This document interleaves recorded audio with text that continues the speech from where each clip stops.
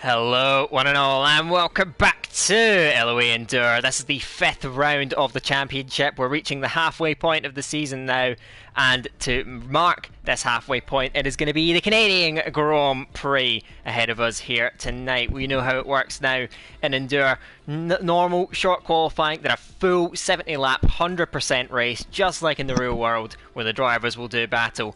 Of course, well, I'd say in terms of the commentary box this season, it's been a commentary box of unusual accents, and tonight is no exception. You've got me with my fake Scottish accent, and of course back again for LOE Endure, it is Mr. Iverman Mike with his Welsh accent. Say hello, Mike. How's it going? And it's great to actually finally be in the commentary box, you, after all this time. Yeah, it's been I think almost a year, I think, before the last time we were in a commentary box together, so it has been a good while. Just a few minutes before we will get underway for the Canadian Grand Prix, just building up to a full grid.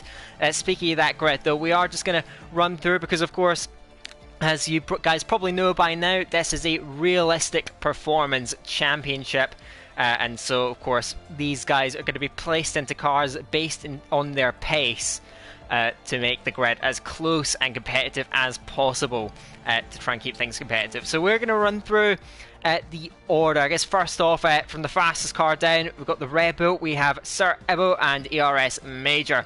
They'll be bringing up the front of the grid. Behind that in the Mercedes, Joseph and Slayer. Ferrari is RT Marty and IRT Noah J. Then McLaren, it's the RA Elbows, Passy and Farrell Fury. Alpha Tauri has Old School and DTR Brent. Into the back half of the grid, you have next up Aston Martin, who hold Luke 05 HD and Recuric. Alpine is RL Nolan, and the championship leader, and the slightly runaway championship leader, Niwa Luigi, but he's been bumped down the grid for tonight. Alfa Romeo houses RL Carmentalist and XL Larkin, top level D2 drivers. Then you get towards the D1 drivers in the backmarker teams. Williams has Killer Blue 295 and XL Rocco, and Haas is brought up by D1 veterans at this point, QVR Campbell and QVR Verstappen. So there is your grid for tonight. And Mike, just looking over that grid, in terms of where drivers are placed in their cars, who stands out to you as someone that could really challenge tonight at Canada? I'll tell you what, that McLaren pairing looks a little bit dangerous at first glance of Passy and Farrell Fury. Both incredible pace, and I reckon could very well be up there challenging for the win tonight. Yeah, we're going to have to keep an eye out on those guys. But it's always so fascinating to see how things are going to unfold, because I must confess that so far this season we haven't really seen. I mean, these D1 drivers are incredible, but even with their speed, if they're in those backmarker cars, they haven't really been able to mount a challenge. Really, yeah, those upper midfield teams tend to do quite well, your Ferraris, your McLarens, so keep an eye out on those cars for tonight. We are just starting to ready up in the lobby, so we are literally just seconds out, short qualifying. And of course, this is really exciting here at Canada, Mike, because qualifying is the first chance we really get to see as to where everyone stands. Of course, we see our championship standings in front of us. Neil Luigi leads from Rocco and Marty, your top three in the standings. Very close through the rest of the grid, really all to play for as it stands right now. But of course, we don't know how form's going to translate, because people can bump up and down the grid. Cars can suit tracks better, so really a lot of unknowns are about to be answered in these next 18 minutes. Yeah, a lot of unknowns, and only time will tell who's going to rise up. But of course, this being Canada, track limits are definitely going to play a huge factor around here. And for the D1 drivers, the usual lines might not work as well due to the lack of downforce in these slower cars. Yes, certainly. I think that some guys like to try and cheese this track. Of course, track limits, as you said. Big issue around here. I mean, we've seen drivers get disqualified in 50% races here, and this is 100%. Of course, Mike can attest to being to picking up penalties around this circuit. He holds one of the most prestigious records in league racing, as far as I'm concerned. But as well, of course, going into qualifying, keeping it within track limits also plays a big part especially getting those lap times validated. And you mentioned, of course, those D1 drivers who like to push the boundaries, as we've got an overcast qualifying session here. Those D1 drivers like to push the boundaries, and obviously in those bad cars you mentioned, not only are they going to struggle to take the lines, but actually keeping the laps valid, they're going to have to really adapt their driving around that to make sure they're keeping it on the track. Yeah, especially in those slower pace cars. The lack of downforce, the lack of straight line speed as well, is going to play a factor for those quicker guys in the slower cars, and it's very intriguing to see who is actually going to come out on top here, because realistically, you are pretty much drawn to the likes of the Ferraris, McLarens, maybe your AlphaTauris, the midfield cars, because they generally have a better balance of a good car with a quicker driver. Yes, certainly. So we're going to keep an eye out as to see where these guys are going to unfold. First out on track is IRT Noah J. Noah J at the moment. Just one thing to note: he finished, he qualified sixth in the intermediates last time out in Portugal in the Ferraris, and the Ferrari again. So he'll be looking to try and emulate that sort of qualifying performance, or even push it up just a little bit higher then as he rounds the track. Of course, we've got a variety of drivers out there on the circuit at the moment. You can see generally throughout the first few rounds, it has been either top of the grid Mercedes. It's actually either been Mercedes or McLaren that have been the teams to beat in qualifying so far. But as we head now to start this qualifying for proper, I'm going to hand back over to you, Mike, to take us through RT Noah J coming up to the line. What can he do as he comes over the line to start his first flying lap of the Montreal circuit? Yes, and breaking down into turn 1, taking a lot of the inside curve to really open up the entry into turn 2. Nice and easy on the traction on exit. Now into the first of many fast right left chicanes here at Montreal through turns 3, 4 and 5. Now into 6 and 7. Very easy to get onto the curb, lose the back end here, but DRS wide open. Noah J keeping it all clean for the moment as we go underneath the Rolex bridge into turns 8 and 9, navigating his way through that very nicely, and to one of the key overtaking points on this circuit, the hairpin of turn 10. A little bit of traffic, Noah J was just able to get past there, and now the DRS straight on the run down to, quite frankly, the most infamous chicane probably in F1 altogether, the World Champion chicane here, and to the line will come Noah J. DRS wide open once again, and it's going to be a 1 minute 10.1. So that opens the session for IRT Noah J. Let's see how the lap times come in. Championship leader Noah Luigi comes through in the Alpine, goes second, some way off in terms of pace, but of course he's made up for that through consistency in the races. That's how he's been able to make his way back up. His teammate for the night, though, Ariel Nolan, finds a lot more pace in that Alpine 110 flat. We should see, hopefully, some times getting in towards the 109s. Ebo comes over the line on mediums to start off his qualifying session. So let's see what the laps are like then. Joseph came over the line, dead back off. I think he had invalidations. He's going to go again. QVR Campbell in the Haas on mediums. Well, that just shows his pace already up there. Rekurik just fractionally beats that in that Aston Martin. He's been very consistent in the top 10s throughout the series so far, as is typical Rekurik fashion, just getting the points in. Got a podium in the last race in Portugal. Carmentelis goes third, so you can see those lap times beginning to come, and that's a good lap for Carmentelis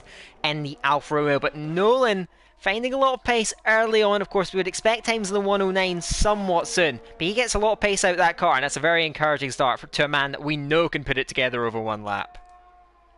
Yeah, absolutely. Nolan putting down the gauntlet early on here in qualifying, but I'm very intrigued right now with the split of the soft and medium tyres for the first run here. It seems like the grid is almost perfectly split between the two compounds.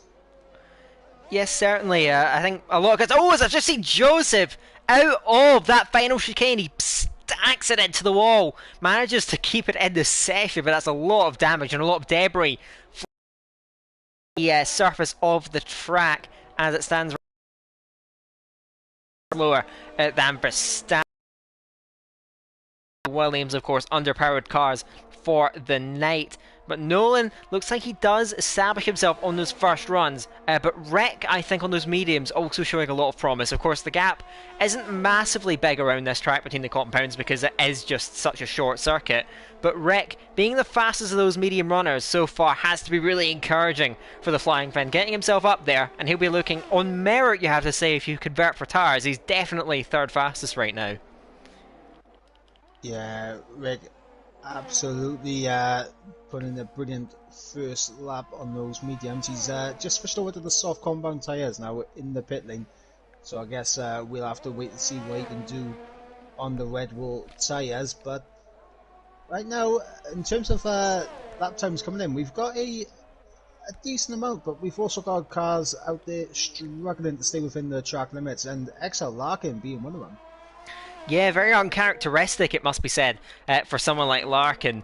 He has managed to get himself back going then, the Alfa Romeo then, on a flyer, heading in to that last sector on the brakes into the hairpin, gets a stop, turned in and power out then. Got to try and plant that throttle down. Then you wait and open up that DRS. Open now as he's going to head down the back straight, heading towards that infamous last chicane. We're going to compare to some of those medium times that have just been put down then as he navigates that. A few laps on the tyres already, but he's going to look to try and get a time down. XL Larkin to the line was an improvement from Carmentelis and an improvement from Larkin. He goes on to an 11.5 as it stands right now. More medium laps beginning to get set, but still Wreck, the fastest of the medium guys. He's decided to go back out on some fresh soft tyres, trying to get a lap in. TTR Brent next up across the line, fourth in the championship, the race winner the last time out in Portugal. Crosses goes fastest by a slim margin,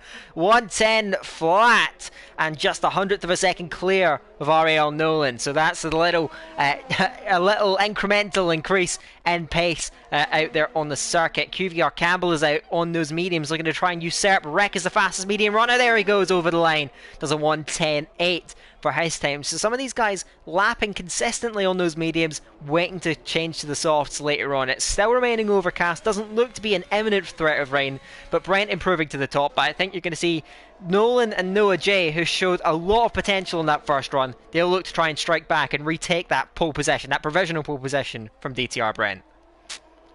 Yep, and right now Noah J on his out lap as we got Carmentelis and Verstappen into the pit lane.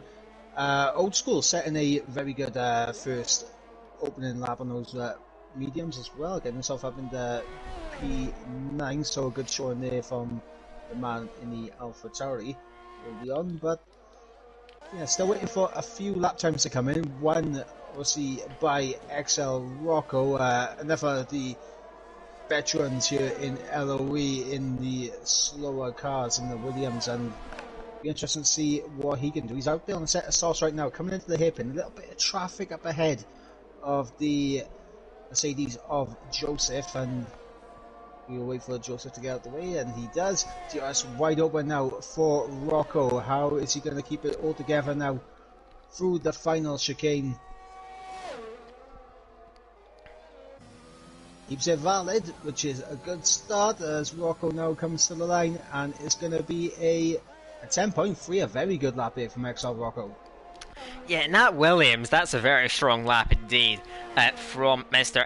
XL Rocco. Noah J is on a lap, and it's a flying lap, nearly half a second up in the first two sectors. Sorry, this should be the first real mark set down if he can just keep it together throughout that last chicane. So DRS open, powering down well over 300 k's an hour, now heading down towards the chicane. Let's see how he navigates it then. How much curbs are going to use then? Just taking that sausage curb on the inside there, nice and smooth. No real dramatics to the exit, just nice and clean from Noah J, and he goes fastest by some margin, 109.599. That's the fastest time by nearly half a second from IRT Noah J. So the Ferrari man really setting the timing sheets alike at this early stage Hasn't really had it all his own way this season, hasn't really been able to put the races together, but he's shown his pace, and he shows his pace now.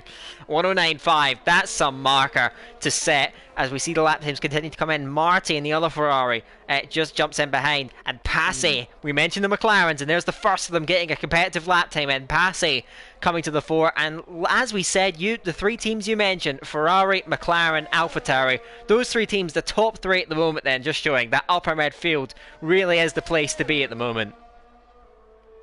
Yeah, but not too far off. I mean, you got Nolan there in the Alpine, and not too far off. So a good lap from Nolan. He could definitely be up there challenging with the likes of the Ferraris and McLarens here tonight. I've just again went on to Joseph.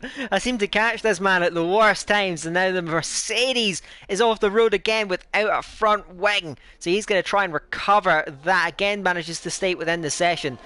Not really much going on, it must be said, in the way of flying laps. Everyone looks to be in some sort of preparation. I have just clocked Touchley. What have you just noted, Mike? I've just watched Old School absolutely send it into a wall. Okay, well, I just got on board with them, and then you can see the end plate damage then on board with the AlphaTauri. A lot of pace, I suspect, is hiding, but ultimately unable to quite unlock it yet in that first soft run. Not going his way, unfortunately, for him out there on the track. We do have, I've just clocked at Neil Luigi, the championship leader, Alpine, coming through and exiting out of the chicane there, heading down towards that third sector, going underneath the bridge of the turns 8 and 9. Commitment and adamant here. He just manages to keep it within the track limits. The former runner-up in, third place finisher in Division 1. Very, very quick through the first two sectors. That's just fractionally off Noah J's time. So what can he do? Down the straight, that Renault engine in the Alpine powering him along. He opens up that DRS and now coming down towards the line. How does he navigate this final chicane? You can see him running up towards the edge of the track to open up that entry, committing not too heavily over the curbs but very close to the wall of champions on the exit. Neil Luigi to the line, crosses, goes third. You can see that time loss in the last sector as Nolan has actually elected to retire. That's actually, as he just stacked it out at the chicane, I wonder. I haven't been able to get on board with him, but it looks as though, unless he's retired in the pit lane, he may well have spun out that final chicane, Mike. Yeah, I'm on board with Foul Fury, and yeah, he's done exactly that out of the final chicane. And I sympathise with Nolan. I've done it many times in my LOE career.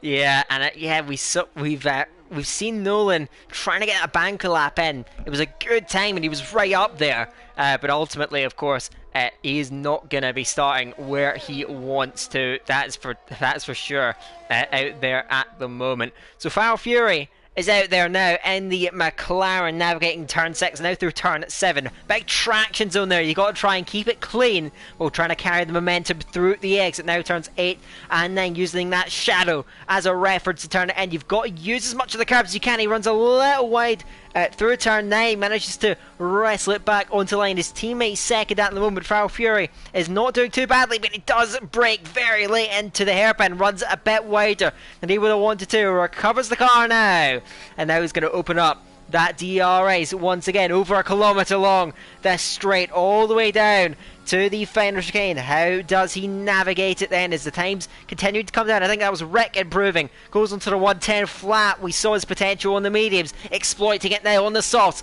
Foul Fury to the line, goes 11th, 110.3. So it's very tight in that midfield as it stands right now, really, from Neil Luigi down to Marty is just 0.2 of a second in realistic performance. Very, very tight. But Noah J, still relatively unchallenged, you have to say, up at the front, has managed to put it all together and still over 0.2 of a second clear. We saw a decent lap from Passy going second, but really no one's been able to touch it, and Noah J can improve with a lap of his own near the end, as I think that was Verstappen in the Haas. Good lap given the machinery. He goes 9th on a 110.2, but the alternate strategy, I imagine, is what some of these guys will be going for. But Noah J up at the front. The question is, though, Mike, will he even need to improve on that time to keep pole position? There's a lot of potential in this lobby, but over 0.2 of a second in this competition, very nice to have in his favour. What can he do at the end of the session? I mean, for Noah J, definitely go back out, because you never know what kind of time Passy or Noah Luigi, or even the man in P10 with VRS Major. Oh! Slayer! Okay. I did just. I was tracking that man heading through the latter part of the track, and yes, he does. Storm to the front. I didn't even register that, but then the Mercedes man coming to the fore, and it is Slayer.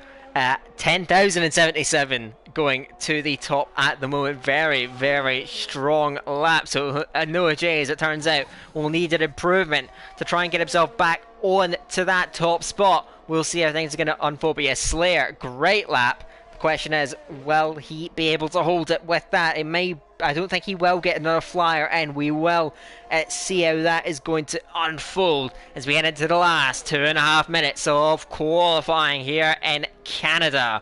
So let's see how things are going to unfold. I was on board with Rocco, but he has indeed backed out of that. We're going to call. I've just managed to get on board with Old School here. We'll see what he's able to do heading into the latter part of the lap. We're going to have to keep our eyes peeled for any potential improvements. Old School, though, a bit of an error heading out of turn 9, just losing the rear through 8, and that puts you back all the way down towards this hairpin. He gets his stop turned in and gets on that power as early as he possibly can to head it down the back straight here. Slayer at the moment on that provisional pole position, just over 1/10 of a second clear, but the guys immediately behind are starting their laps now, so we're starting to see those lap times coming in. Old School, not the best line, heading through that final chicane. I don't think it's been a lap that Old School would have been after. Crosses the line, goes only 17th, 1:10.7 out on the track. Is Brent there? Who?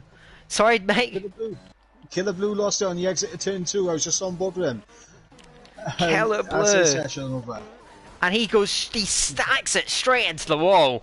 Clearly immensely frustrated there. Killer Blue will be starting right at the rear of the field. Marty, we've seen this man so often in qualifying. Again, puts him up there. Just 2 thousandths behind his teammate Marty to P3 on the road at the moment. Are there anyone out there at the moment? DTR Brent, we saw him setting the pace early in the session. What could he do? Heading through this final chicane, nothing is the answer. Of course, he was way down in the end. QVR Campbell is further back in that Haas, very, very close to the wall. Through the exit of the final chicane, crosses the line. Ultimately, though, unable to quite find any more improvements late in the day.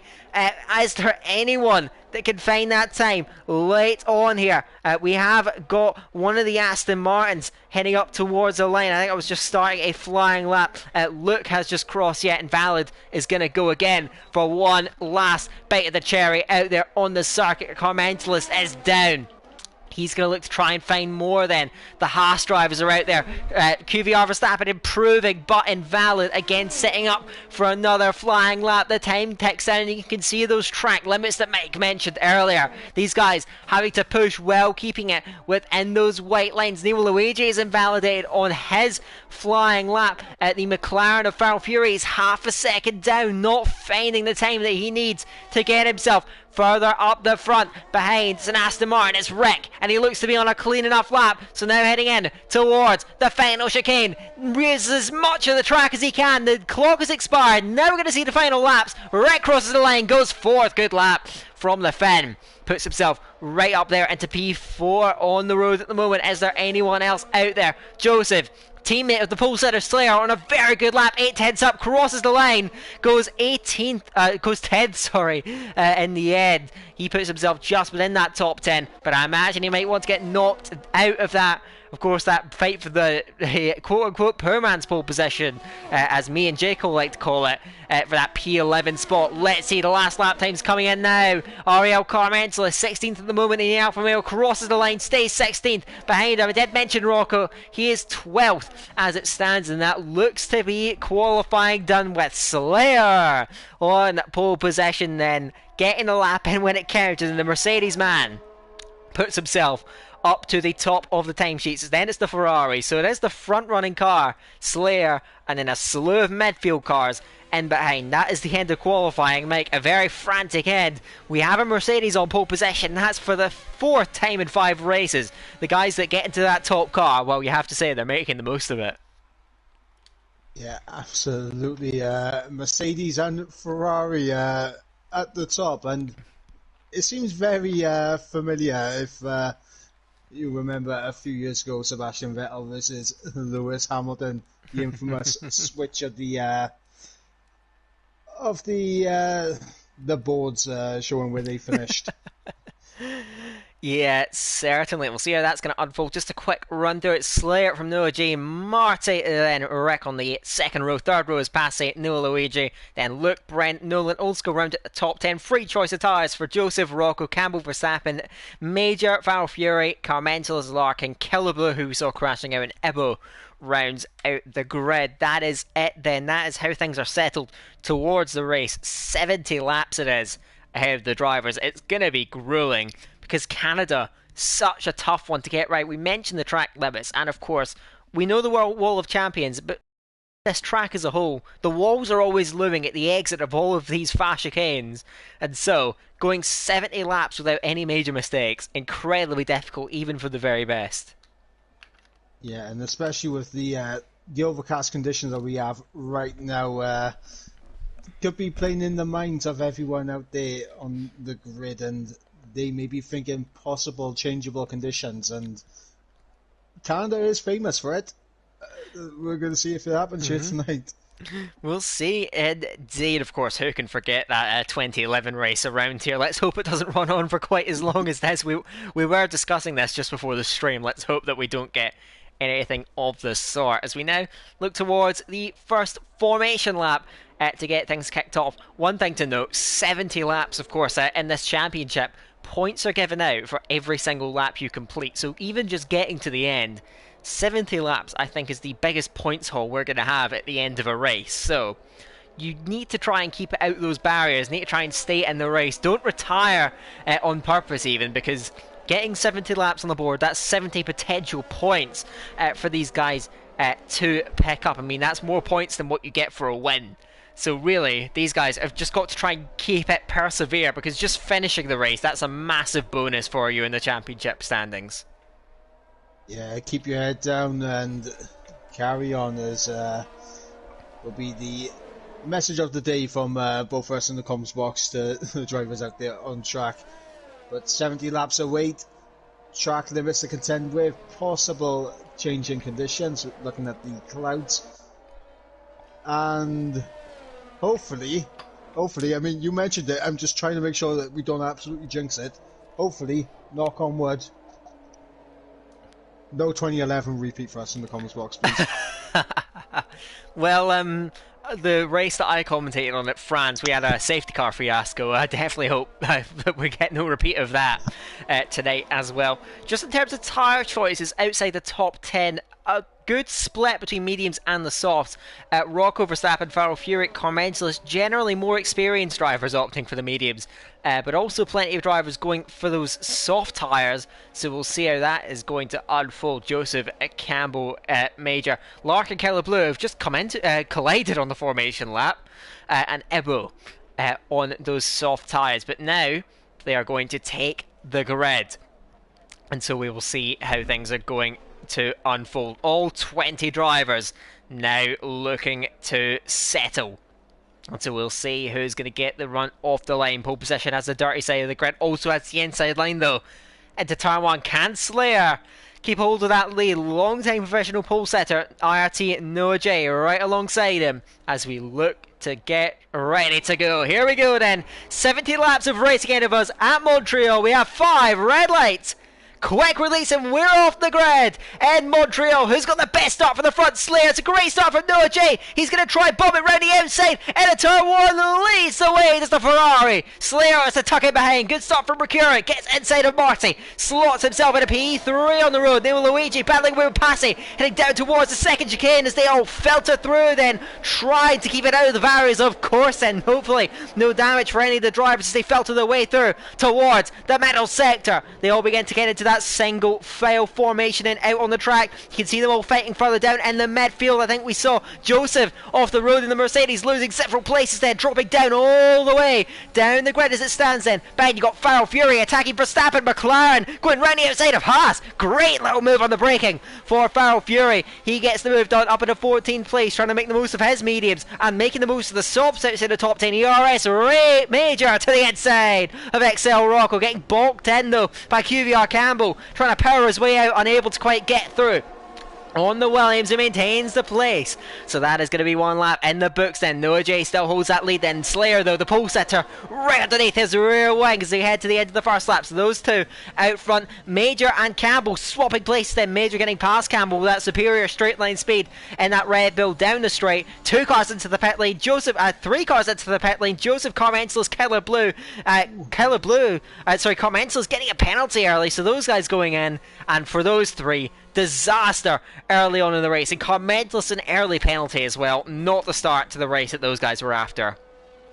Yeah, not at all, especially for Carmencelis picking up that 5-second time penalty. That will definitely come back to hinder him later in the race, unless of course we have an SC to kind of balance it out for him, or even a VSC. But yeah, on the Joseph incident, I believe he just went straight into the back of Old School. I was on board with Old School just getting pushed wide for the second chicane of turns 6 and 7, and just getting forced deep by Joseph as we got Larkin and Verstappen side by side at the hairpin. Nice battle going on here between the Alfa Romeo and the Haas.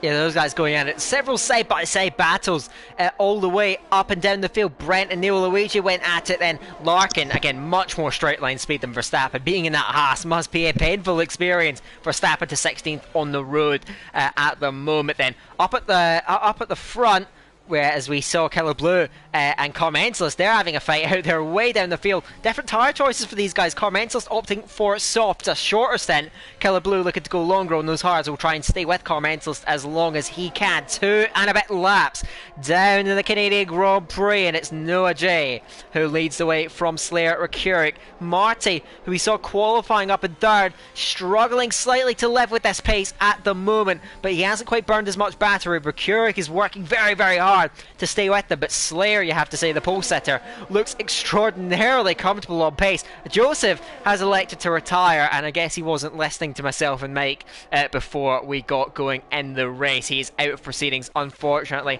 Larkin moves past Farrell Fury again, using that incredible Alfa Romeo straight line speed to move his way through with those soft tyres. He goes around the outside of the hairpin, gets past Farrell Fury. Up at the front though, we can't look away from this battle. Slayer to the inside of the final chicane and leads the way now. So Slayer takes over the lead from IRT Noah J, and he's looked the faster of the drivers. Nolan an early penalty. Slayer comes over the lane and leads, and you have to say that was coming. He sat so close to the Ferrari for so long, and now we can see with the 3 laps behind him down, what can he do trying to push the front of the race? Can Noah J respond now to Slayer leading the way? An injection of pace potentially from the Mercedes. He's going to look to try and break the cars behind.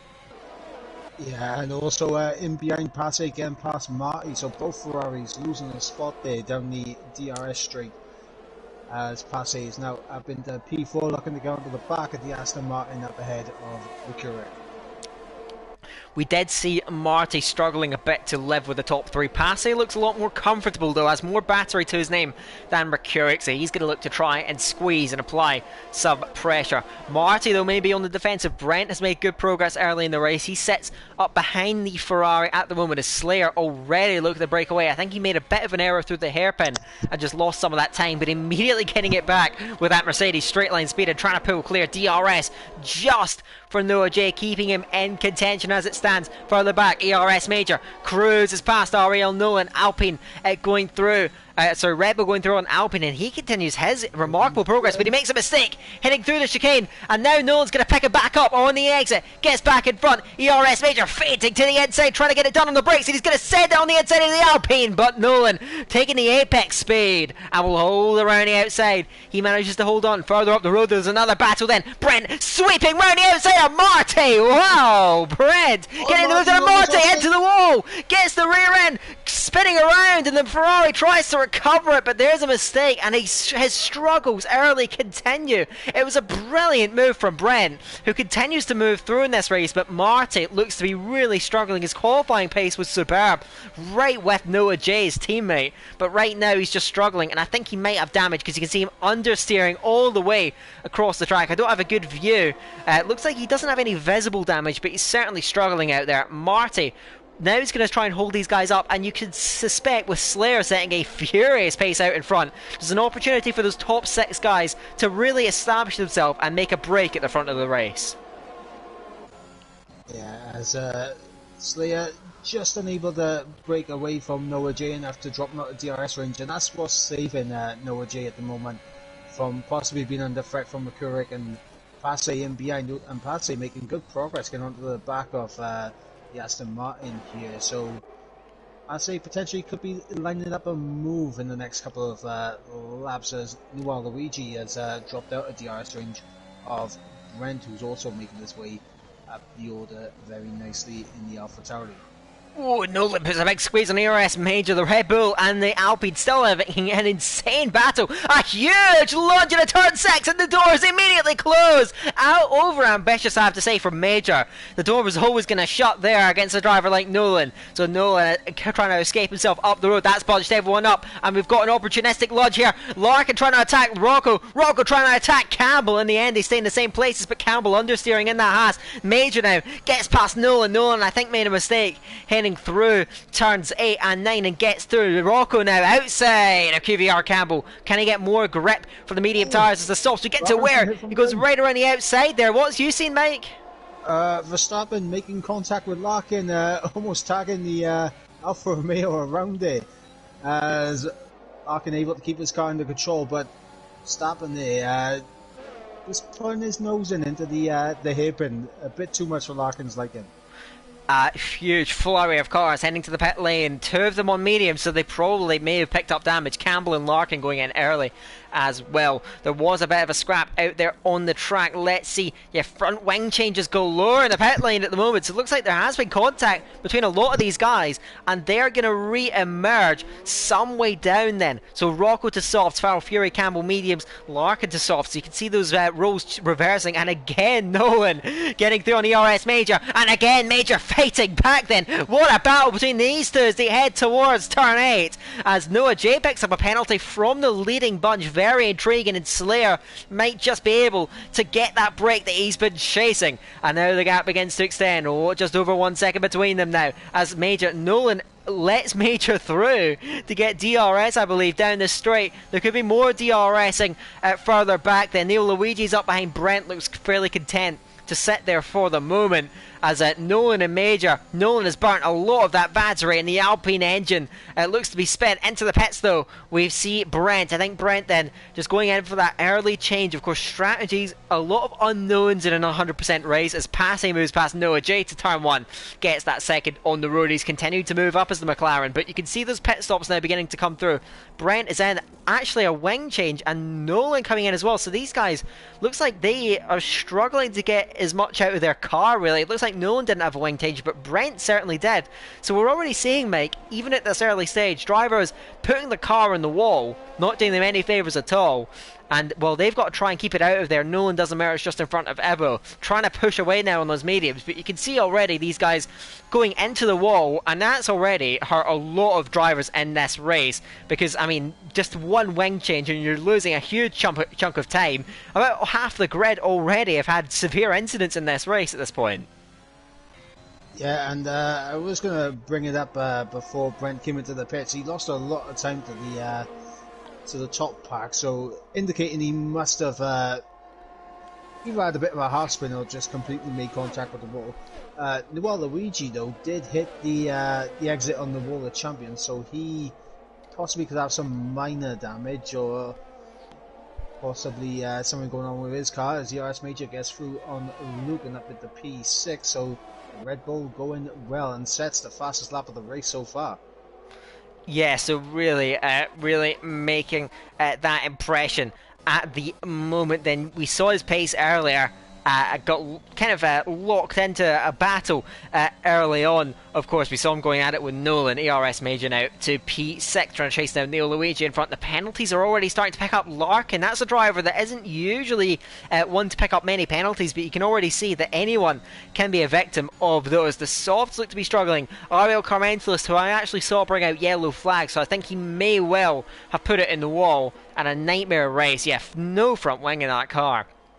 And a nightmare race continues. He will serve his penalty and possibly slip behind the leaders already a lap down in this Canadian Grand Prix, which has begun to settle down at the moment. Some cars are moving past Ebo, who hasn't come in for a stop yet. Rocco just moving past the Red Bull, trying to get himself up on those softs, chasing down the drivers in front. But we're already starting to see cars damaging and the field beginning to spread out at this stage. Still very overcast. Neil Luigi does come out, and you mentioned him potentially picking up damage.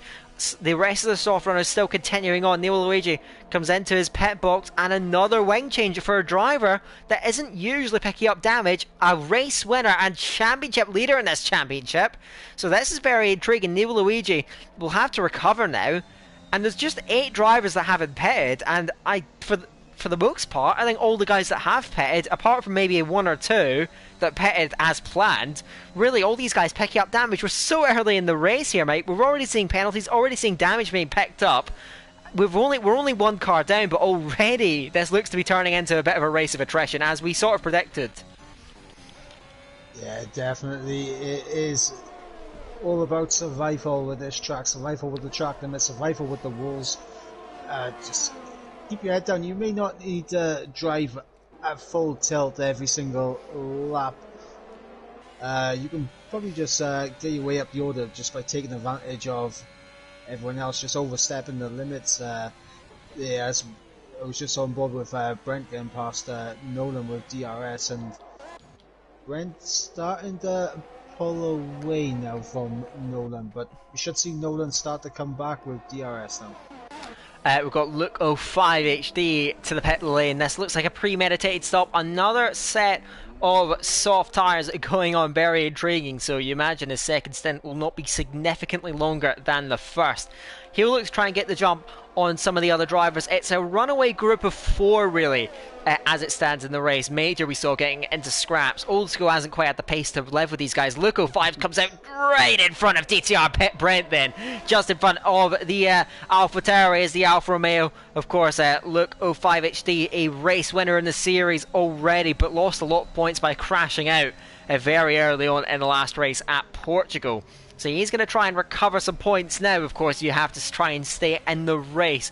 In terms of the ebb and flow of the leading battle, Slayer still leads. He's just about managed to keep Passy out. But Passy, you have to say, I think his race pace may be the strongest out of all these guys.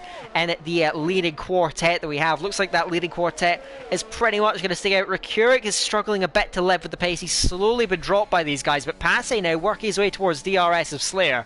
Passy looks like a real threat in this race, of course. In that McLaren, a good fast car. And he's getting a lot of speed out of it then as he chases down Slayer. So this will be one to watch out for. Passy reeling in Slayer at this stage. 1.1 is the gap. If he can get to DRS, he'll be very comfortable. Slayer managed to pull away from Noah J early. Noah J is still in here, but Passy beginning to make up that ground, and the McLaren driver, he's looked after the tyres, and at the moment, race pace wise, looks a real danger for the win here today.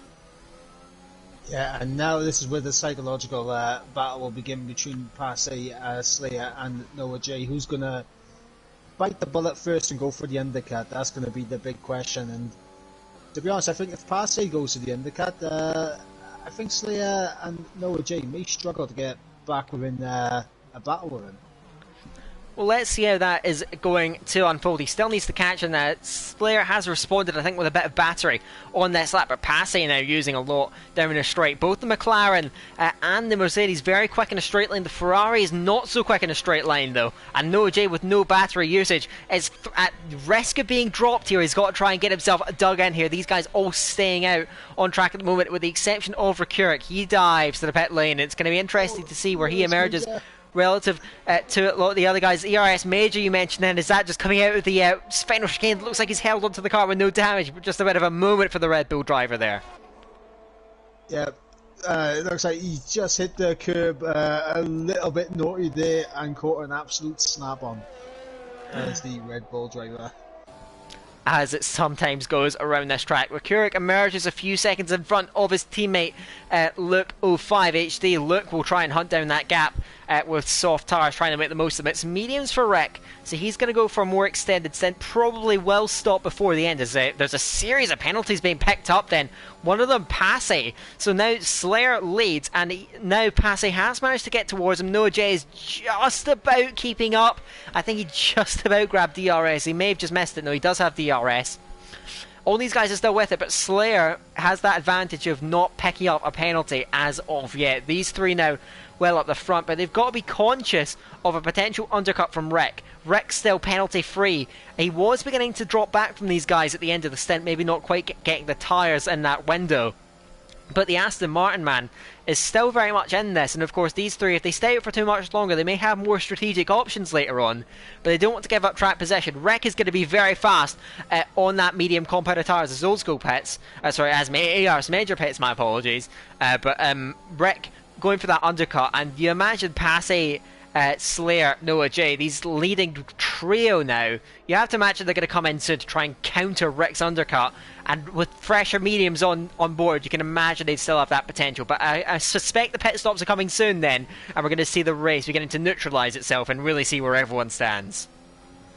Yeah, Rick currently 21.2 seconds off the lead right now, and it is coming down slightly in the corners. It's teetering around the 21 second margin, but the longer the top three go on with these soft tyres, the quicker that gap is going to begin to fall, and they're going to be under pressure from the Aston Martin soon enough.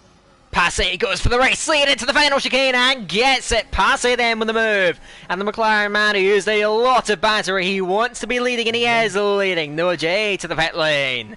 So where will he emerge? He should still be in front of Rick. Rick has begun to pull back at that gap then. He has just pulled back just under a second on this lap, but the Aston Martin just doesn't quite have the straight line speed of those other leading cars. So Passy now leads, but Slayer behind with no penalties. Old School still remaining out, now some 16 seconds back, just hasn't quite been able to match the pace in that AlphaTauri. Verstappen is now up there. Verstappen has actually made really good pace in that Haas, you have to say, with that, he's doing all he can really on those mediums. He's managed to keep it out of trouble as it stands. He comes out right behind Noah J. Noah J will try and make a huge lap. He's a couple of seconds ahead of Rick, and we'll see what these top two guys are now going to do about it as they head towards the hairpin for the 15th time of 70. Still early days in the Grand Prix, and we'll see what these guys are going to do about that potential pit stop that we saw from Noah J. His outlap won't be as strong because he's still nursing those medium tyres. Slayer, though, is coming back at Passy inside into the final chicane, and Passy bails out to the pit lane. So Passy and speeds. So that is very, very costly then. Just being a bit too eager, trying to brake that bit too late. And that's another penalty to go on top of the 3 seconds that he picked up for track limits. There's yellows up there, and Slayer's gone round at turn 1. Slayer has dropped the car, must have been on the curb, and so both of the top two, net top two, have had major blows. Noah J now with that undercut, trying to at least be somewhat close to Passy. Where is Passy? There he is. Of course, he will have actually gained a bit of time from going too fast into the pit lane, but he does have those penalties. He is crucially out of range of Noah J, but Noah J's tyres are up to temperature, and the Ferrari, as I say that, picks himself up a penalty himself.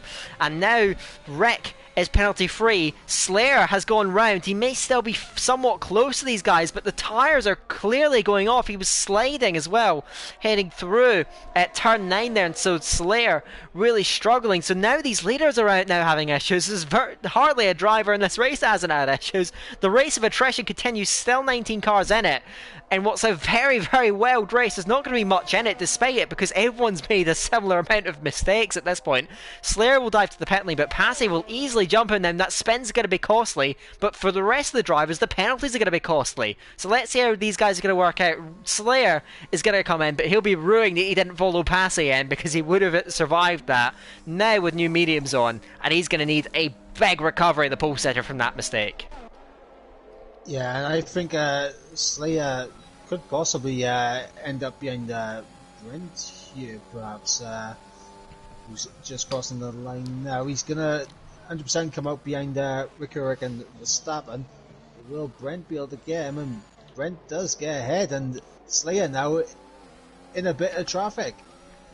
Yeah, he does have the better tyres, but he is some way down. He's sub 8 seconds down on where he otherwise would have been. That's how much that mistake has cost him. He does still have the advantage of no penalties, the majority of the grid now have picked up, and at least half of the grid have picked up penalties so far in this race. As ERS Major has got a run on Slayer then to the inside. He's trying to be opportunistic here underneath the bridge at turn 8. He's got the inside line, and through goes ERS Major to P7 on the road. So he makes that move stick, and now trying to go with Luke 05 Commentalist, another penalty. He's still having that nightmare in this race. He's tucked up behind Killer Blue. Those two have been fairly inseparable, but neither of them have had the day they were after. So at the moment, a good solid run at the front. Passy now, he has the race pace, we know from that first stint on the softs. Now on these mediums, he needs to try and extend that gap. He's got 8 seconds of penalties. Noah J behind has 2 track limit penalties. That's 6 seconds. Rick is in range of both these guys. Verstappen in P4 has yet to pit, and Brent is taking advantage of that to the inside at turn 1. And we'll go through on the Haas as Killer Blue is out. Killer Blue heading out of turn at 7, and there is the safety car. Full safety car deployed, which is going to neutralise the race. With such a wild race we've had so far, hard to say how things are going to be affected. Hard to say where everyone's going to stand in the race, but it will give the likes of Verstappen, who hasn't pitted, that free pit stop. And you have to say, the one overlying thing that we can definitely say with confidence, the leaders gap is wiped out, and anyone that doesn't have a penalty at this stage has been handed a big advantage here, because all those gaps that they may have lost are going to be closed up. And I think, as it stands right now, Rick, you have to say, is moving into a very powerful position in relation to the other leaders. Yeah, and Commentalist very intelligently making sure he gets past the safety car before potentially coming in for a pit stop. So I believe he will probably come in. He's been on those mediums for 9 laps. He may check on a fresh set. Now everything's going to be bunched up, but very smartly staying out there as Ibo just marginally comes out ahead of the leaders and will be able to stay on the lead lap. Oh, go on. I believe that Ebbo was ahead of Commentalist on track as well, so it's a very good thing for Commentalist that he stayed out, because I think he may well have been held up in that. Verstappen, of course, dives to the pit lane. Loco 5, Rocco, those guys go in as well. We've seen Verstappen, a very solid first stint, and now with fresh softs underneath the car. Where will he emerge? It looks like it may be just in front of Farrell Fury in the McLaren. Yes, it is, and he's put himself in a very strong position, of course. No real mistakes, no penalties, and now great tyres on. So Verstappen, even though he's in the Haas, the slowest car on the grid, he could be a threat for some of those guys further up the order. As I mentioned, though, Rick really is one of the big winners out of this, because he can now get up behind the leaders. Passy and Noah J, 8 and 6 seconds of penalties respectively. The idea is for now to try and break away. They do have better tyres than Rick, better tyres than the 4th place DTR Brent. So those guys are going to try and work their way away. Rick is going to have to try and stay in that DRS. Those front two are going to have 2 laps to try and work. If they don't get away, if Rick can stay with them, that's a huge advantage for the Aston Martin man. Passy, though, has to try and play this right. He looks like the fastest man in the field, but ultimately, there's no one in this race at the moment that has more penalties to their name. Yeah, Passy definitely looks like he has the pace, but the penalties letting him down somewhat.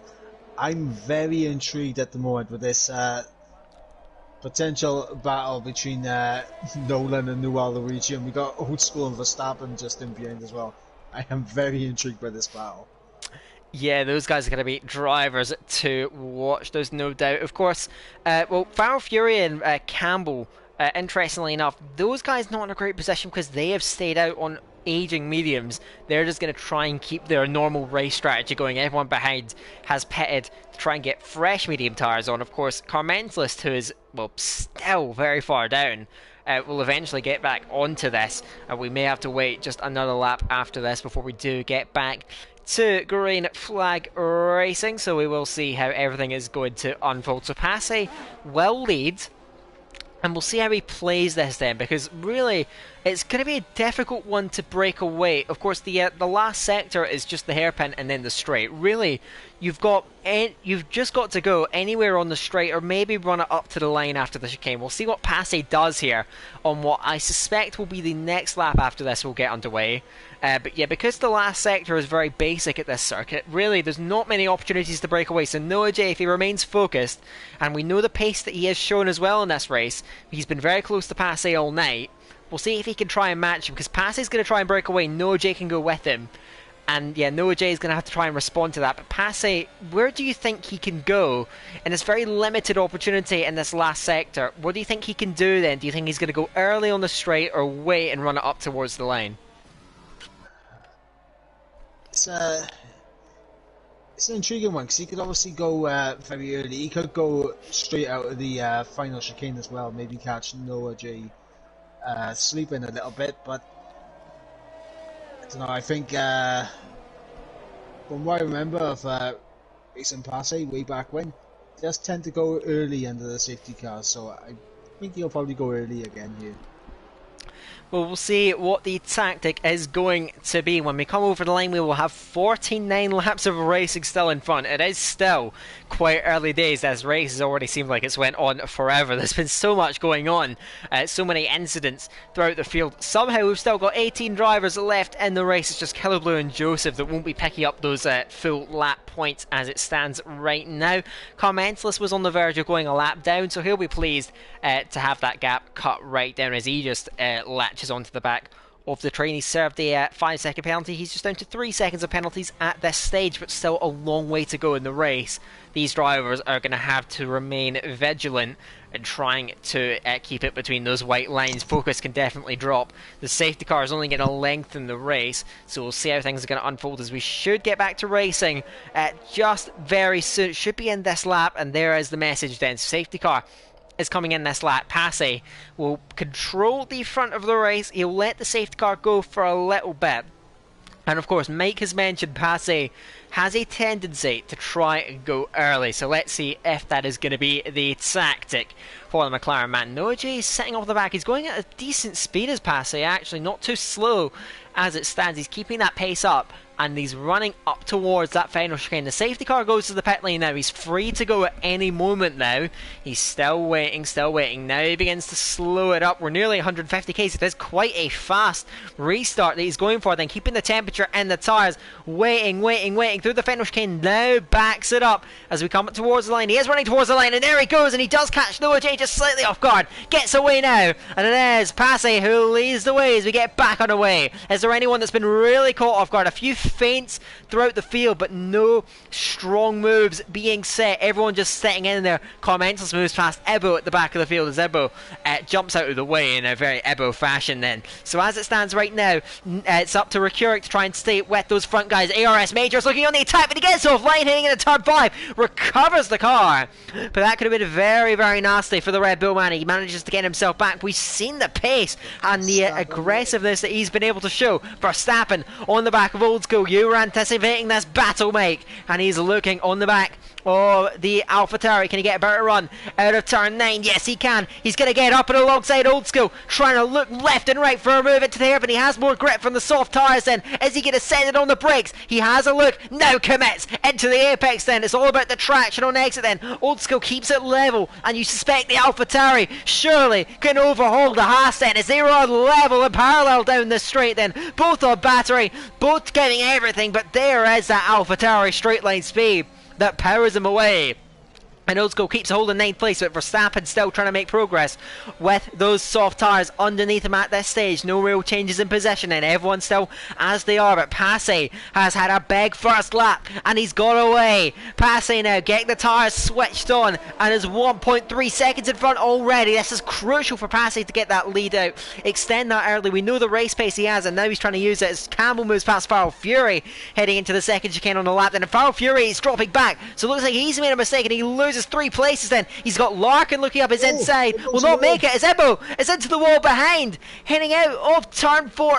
Ebo going out and another safety car deployed. That won't change much in the context of the race. Maybe we'll see some strategies, but Ebo unfortunately going out. 17 cars left in the race. The restart put to a close very soon, and now the drivers are going to be forced to drive to their deltas again. Ebo now out the race. That's Joseph, Keller Blue, Ebo now out. 17 cars left, and the race continues to whittle down its contenders. And Passe going to be absolutely furious with this. Yeah. He got such a fantastic restart, and the safety car's been brought out again. But I think I speak for everyone. Everyone's fan favourite Ebo, unfortunately, out of the race. Yeah, that is gutting for Ebo. Very heartbreaking indeed. He was gonna for win. the Red Bull driver. Of course he was going to win, Mike. There's no denying that as it stands. So it looks like everyone is going to stay out pretty much, apart from maybe a select few. Farrell Fury is going to the pit lane. We saw him losing places, so I suspect he may have damage. Let's see, the McLaren goes in, and yes, it is damage, repairs, and soft tyres going on. He will have the best tyres in the field, one of the fastest cars in the field, so what can he do to try and move himself up the order now? He emerges at the back, so he will get back onto that group, and we'll probably get going on the next lap after this. So Passe has another chance, but you suspect, Mike, he went quite late but didn't run it up to the line. It was a great restart for Passe. All in all, he got the jump, and then he had a great opening lap to get that gap out. Is he going to try and do that tactic? Because you suspect Noah is ready for him to go early on the main on the home straight, you could say. But what about that back straight, do you think could be the attack for him this time around? Because Passe, you suspect he's done that trick once, but against Noah J, who's going to adapt, you suspect he won't be able to do it twice. And so Passe, will we see a different approach on this second restart? Possibly from Passe, we may see a different strategy on this restart, and we'll see if Noah can keep alert to it. Obviously, the best advantage that Passe will definitely have is maybe just keeping his car straight on the back straight, wait for Noah to possibly weave to get temperature into the tyres and then bolt. But it's interesting, wait until the exit of the chicane, and I think that he possibly might try it again, though he may go a little bit later, so maybe just backing up the pack a little bit closer to the line. We'll see how that's going to unfold. Farrell Fury does join the back of the group with the best tyres in the field, so let's see what he can do to try and attack. He's got Car Mentalist immediately in front. A lot of these guys nearer the back have 3 seconds of penalties. A lot of the guys further up have more penalties. Noah J has picked up an extra one in that last restart, so he's on 9 seconds now, the most of anyone in the field. So we've got the top 2 in the race, and they have the top 2 most penalties. And of course Passe, when he does come in eventually, will have to serve that 5 seconds, so that is going to be a big hurting for him. So he can, at the very least, just try and get 5 seconds out there, but of course the tyres, they will go eventually. Of course you can still do a good amount of the race on the mediums, but he needs 5 seconds. He knows he maybe has a bit more pace than Noah J. The safety car is in this lap, so now he is going to take them from the front. How's he going to approach this? Do you think, Mick, that Noah J can match him this time? Because if Passe gets away, we've seen he's going to be a very tough man to stop. Yeah, Noah J needs to be on high alert right now, ready for Passe to get us back underway again. He can't be caught napping like last time, and he's got to stick with that McLaren if he wants any hope of sticking with him. And we've seen if Passe can get around about an 8/10 jump on Noah J, he's going to pull away. Here we go then. Again, he's let them go to the chicane. Is he going to punch out of the chicane? No, he waits. He's done the same thing again. And Passe launches, but Noah J's reacted better this time. Can he keep up through the lap? ERS Major's got to run to the inside of DTR Brent in a turn 1. Can he get the move done? He's going to run him out slightly wide, and Brent has to get out of it. So ERS Major to P4. He makes the early move on that restart. Slayer under pressure from Nolan. Nolan unable to quite follow through with traction in the Alpine then as ERS Major. Wreck has gone off the road almost, then he runs wide, and now Brent trying to get up and alongside the Aston Martin. Wreck trying to fend him off as they head towards turn 4. Wreck will sweep his way into P4, but that's not what he was after. That mistake has opened up the gap though, as Old School was dropped back then. Several places then. Luke has gone into contact as well. Verstappen is moving forward, trying to get to Neil Luigi. Move won't go though, and now Luke is looking at Old School. They're all fading away. Rocco move past Campbell, and off the road is Luke, so he's going to re-emerge and lose several places then. Luke goes past then, and Campbell Campbell.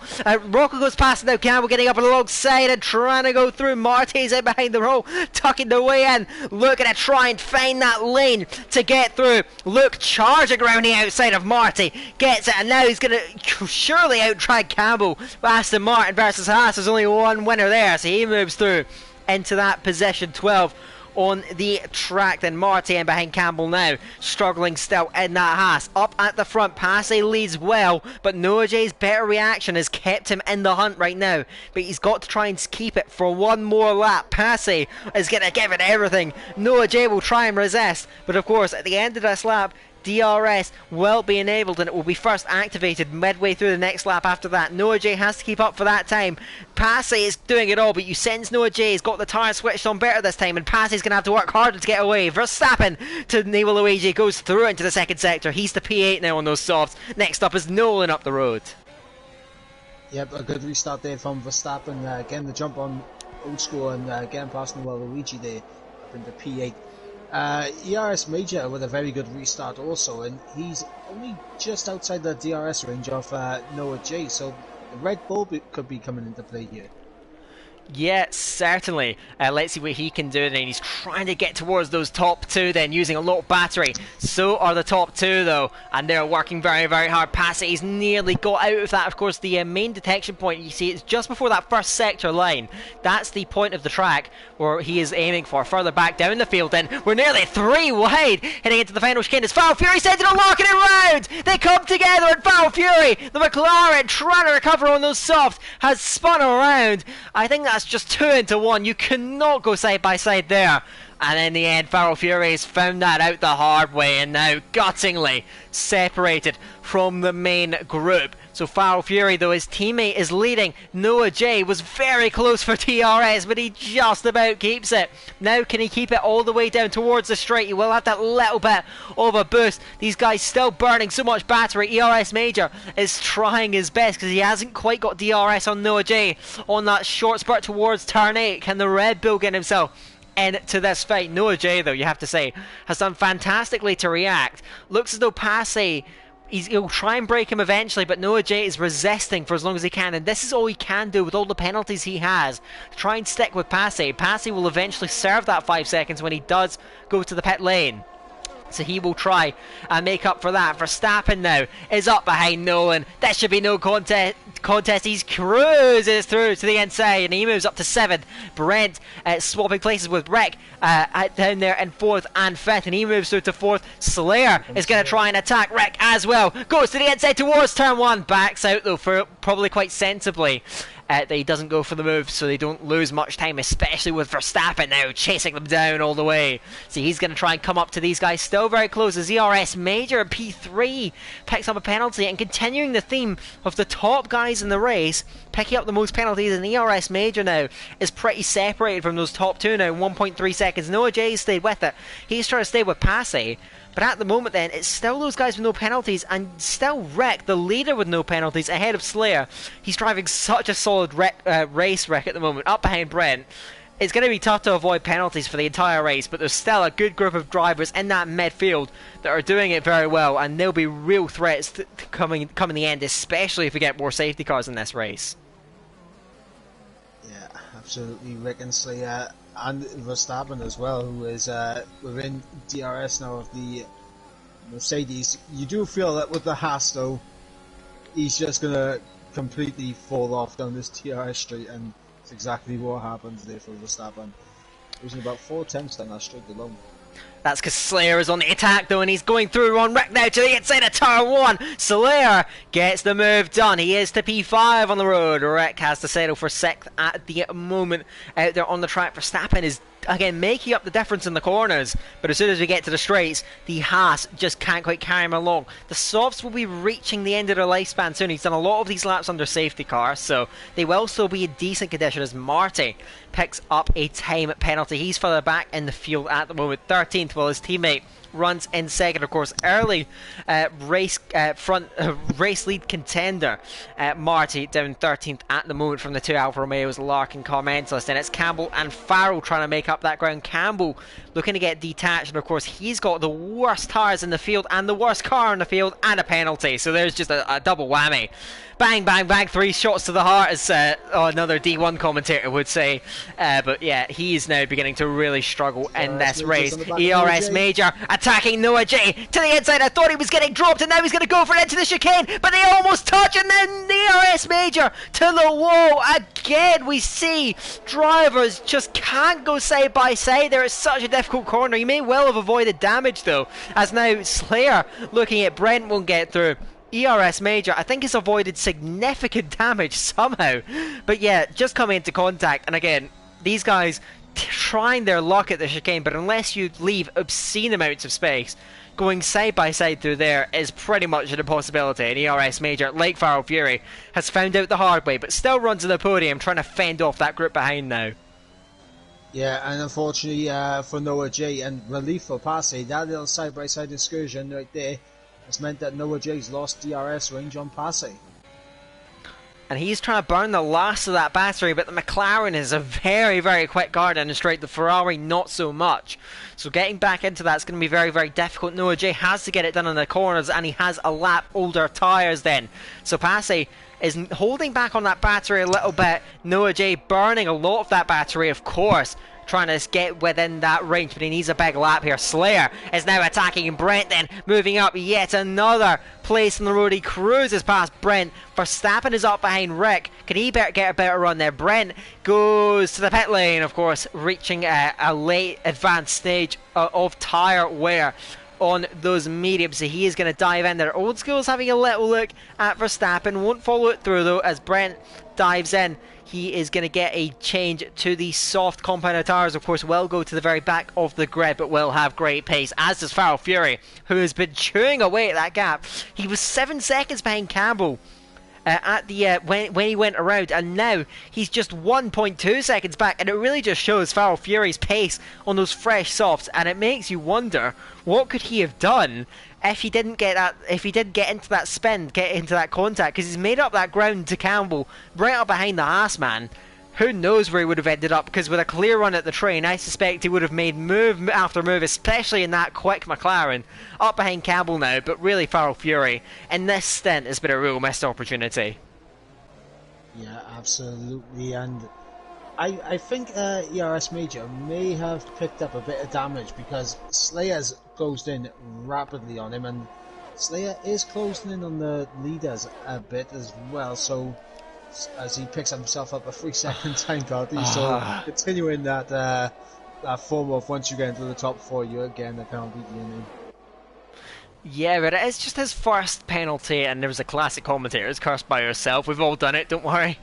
Nolan dives to the pit lane. Brent now a penalty, so you can see these guys picking them all up. Brent, not what he would have wanted right after the pit stop, trying to make up ground and get a bit of an undercut. We'll see where he emerges in relation to some of the top guys. He could get himself right up there, you know. We'll see where he emerges. Passy leads 1.6 seconds from Noah J and P2, and Slayer now going through on ERS Major, as he does just back off from that one. But Major, you could visibly see, really struggling. Slayer makes a bit of an error heading through turn 8, and just drops that little bit of time, but he's still, I think, more than close enough with that rocket ship Mercedes on the straights. So let's see how this is going to unfold. Major really struggling on tyres as well. His tyres are a few laps older, and he's scrolling around all over the place. So surely Slayer, who's shown pace that's comparable with the leaders, is going to get on with it now. He pulls to the inside and is going to cruise through to P3 on the road. Major actually dives to the pit lane further back, so he looked like he was struggling on tyres and maybe even damage to that Red Bull. So he goes in. We'll see what the strategy is from him, and yes, that front wing is going to be replaced, so he must have picked up damage in that altercation with Noah J. Noah J, of course, also being dropped somewhat by that. So I think we're getting towards, though, that pit stop phase from the medium guys, and now another set of mediums. Well, they may well try and stretch it a bit longer and try and get mediums to the end of the race. We will see. I'm not exactly sure of how long that yellow wall tyre is going to last at the moment. Passe leads Noah J. Slayer at the moment, but still a lot of penalties for those front two. 11 seconds Passe, 15 seconds Noah J. So those guys have really been picking them up. And of course, Passe does still have 5-second penalty to serve. He will be able to get out in front of everyone but Noah J. Noah J, though, with 15 seconds of penalties himself. So really, these front two, well, they've been dominant all night. As we approach the halfway stage, it's still that group led by Slayer that really still have a great chance in this race. And it's a lengthy group as well. It goes all the way down to Larkin. These guys, a lot of them with minimal penalties, and they're still in with a great hunt of getting maximum points here tonight.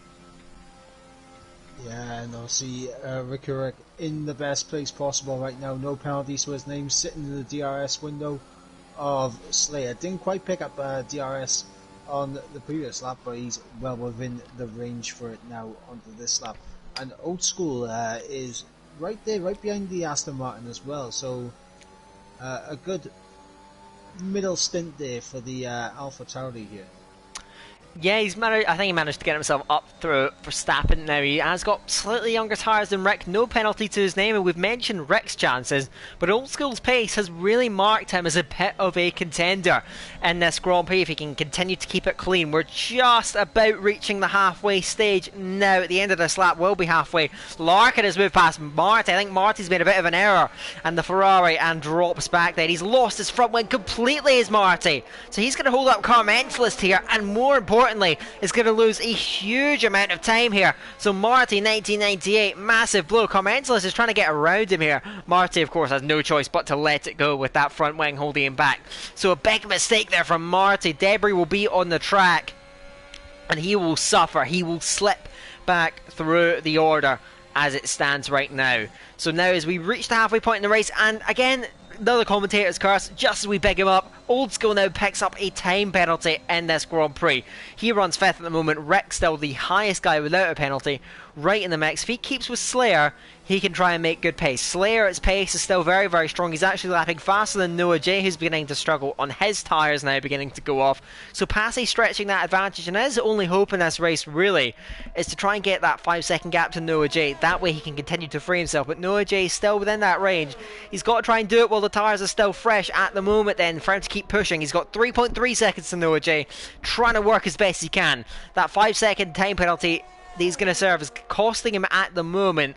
If he can get himself free, it's good for him, but at the moment Passe, even though he's shown more pace than just about anyone tonight, still needs a lot more work if he wants to try and get a race win. Yeah, and Noah J, I was just on board with him then, almost making contact with the wall on the exit of the hairpin. Beginning to struggle is the Ferrari, and I mentioned Passe's pace.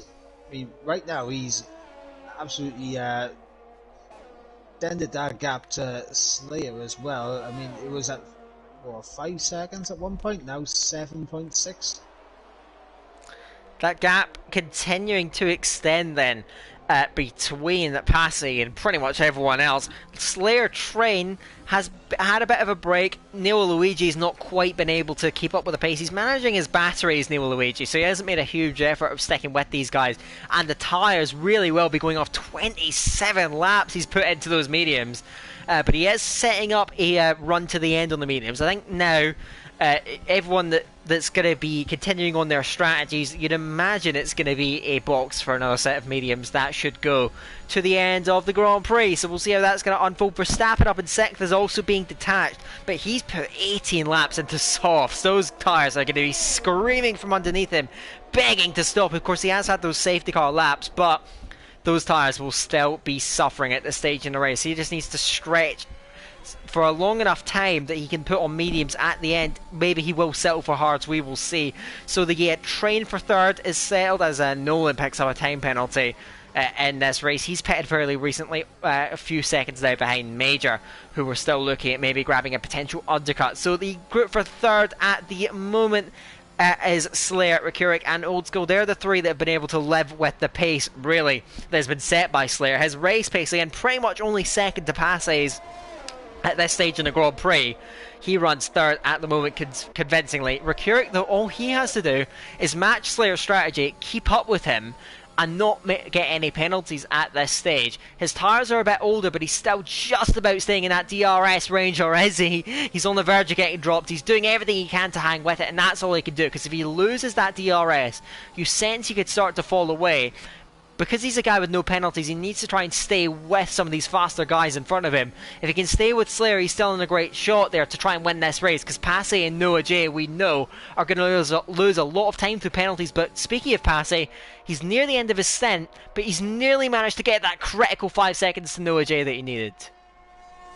Yeah, this has been a fantastic middle stint here from Passy. He's almost extended the gap that he needs to eliminate the 5 second time penalty. He is teetering around the 5 seconds, and there it is, just teetering over the 5 second window. And obviously with Passy, once he serves that 5 second, he'll only be down to 6 seconds of time pens, which looking at the gap between him and the closest guy without a 5 second time penalty, Rekurik, Passy's looking pretty decent to maybe try and clinch a win here. There's still several drivers that will be in contention, but Passy's pace is just second to none in this race by the looks of things out now. Slayer is just a couple of tenths a lap slower, has just one penalty to his name. He is still a threat, but these guys are still going to have to make pit stops in this race. One guy we do have to keep our eye on is Brent. Brent has went for a more aggressive strategy on the softs. He just picked up Carmentalist on this lap. Now he's on the back of Feral Fury. He's continuing to soldier on, really, trying to get the pace as ARS Major as well on fresh mediums moves past Campbell, who's shown how far these mediums can go. 32 laps he's put on them. Very, very impressive stuff, and it just shows the potential of the strategy that a lot of these guys are running further up the front, but he's going to be really struggling now. He's been struggling for pace all night as Brent moves past Feral Fury to P11 on the road. His pace looks very strong. Verstappen has done all he can from those soft tyres. He boxes. You'd imagine it's going to be a set of mediums to the end for him to try and go. So he'll look to try and grab an undercut on some of the guys that were just in front of him. Of course, he, I believe, is still without a penalty in this race, so he's still someone to watch for Verstappen. He will get actually a set of soft tyres on. Could they go to the end of the race? It's going to be 30 laps he's going to try and put on them. He emerges just out in front of Ariel Nolan. But a set of the softs, maybe he didn't have mediums left, but I'm not sure, given he barely did 20 laps with a safety car. Will these soft tyres, these Red Bulls, do a full 30 laps to the end of the race? I severely doubt it. Yeah, it does seem like a bit of a long shot there for Verstappen to stretch those tyres to the length that he needs. But I have been noticing on the past couple of laps, I don't know if you have, the sky is looking like it's getting darker. It has been fairly overcast the entire race, but maybe just that we will see. Are we going to get rain? We do see more stops here. Rekurik, Old School. Let's see what kind of tyres these guys are going to go for. They've ran a fairly parallel stint. Old School, of course, with just one penalty that he picked up in the stint. Old School is going for softs. Rekurik is going for mediums. So a split strategy. Maybe the softs can go that distance as the track continues to rubber in. Maybe it just makes it possible. Rekurik has gone for the more conservative strategy. He goes mediums. He will emerge very close to ERS Major. He will get just out in front of the Red Bull. Old School, less certain though. He's going to try and pick him up with those fresh softs, but he can't quite get the move done on the Red Bull. Has to sit it behind. We've seen the pace of ERS Major at times throughout this race. And he sits up behind Rekurik now. But worse tyres though on board with the Red Bull. So Old School will try and take advantage with fresh softs. You can imagine he'd be just about the fastest car on the track as it stands right now. Passy's lead now 6.7. He is doing all he can to extend that gap and still make it possible to win. He'll be down. Don't forget when he serves the penalty, Verstappen moves past his teammate Campbell, who still soldiers on in those mediums. We'll see what he can do towards the end of the race. Passy's lead 7 seconds. When he serves the penalty, he'll be down to 6 seconds of penalties. And all in all, Passy's pace, even though he's picked up more penalties than Slayer, picked up more than Neo Luigi, his just raw speed alone is setting up the McLaren. Even with the mistakes in this race, he still looks like he may well be the favourite for the win, but there is that ever-looming presence of potential rain. We'll see how that's going to unfold, but the different tyre strategies these guys that have pitted have went for makes the closing 30 laps of this race a real intriguing possibility. Yes, we got a lovely battle going on here between Old School and Kurek, who almost puts it into the wall there. Does Old School? He's trying to get his way through on the Aston Martin there, and to be honest, even though Passe has built the gap,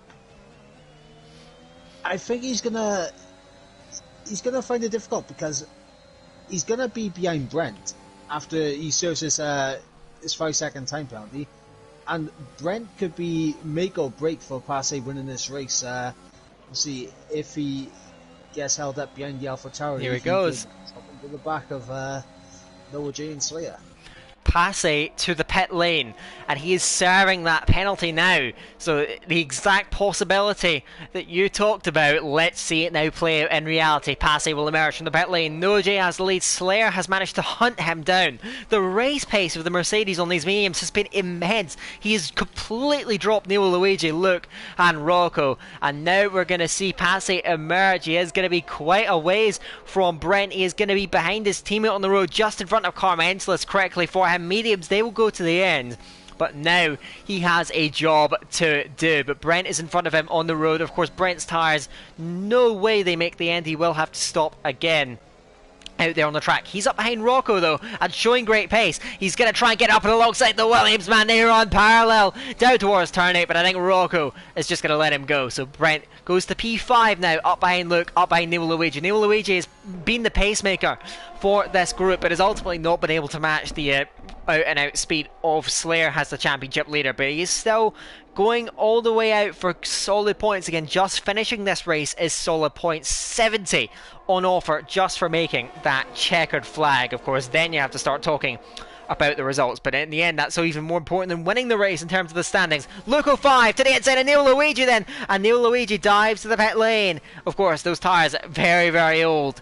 He's done everything he can on them. Cambo has taken, as he's going to get overtaken by Marty, he's taken those tyres nearly 40 laps. But a remarkable effort then as Brent moves through on Luco 5. So he gets through then up into that second place on the road, trying to get the most pace out he can out of those tyres. Passe is now up behind Farrell Fury with a big train in front of him. He's got to try and make the most of that. But he is now going to start to get held up at this point, and this is what the likes of Noah J will be after. Slayer and Rick. Rick has got the jump on Slayer. Old School on the soft tires has got the jump on all of them. He's up behind Carmentelis now. Neil Luigi picks up a crucial time penalty, and now to the inside goes Old School. He moves past Carmentelis, so he is making the most he can out of that stint, and he's up behind Passe. You suspect the tires won't go the distance, but they might. He's got one less time penalty. Passe now with 6 seconds. Slayer behind with 3 seconds, but Rick is still just about within range, but he needs good pace. So this is what I mentioned. Passe could still have a chance at this because his pace has been so strong.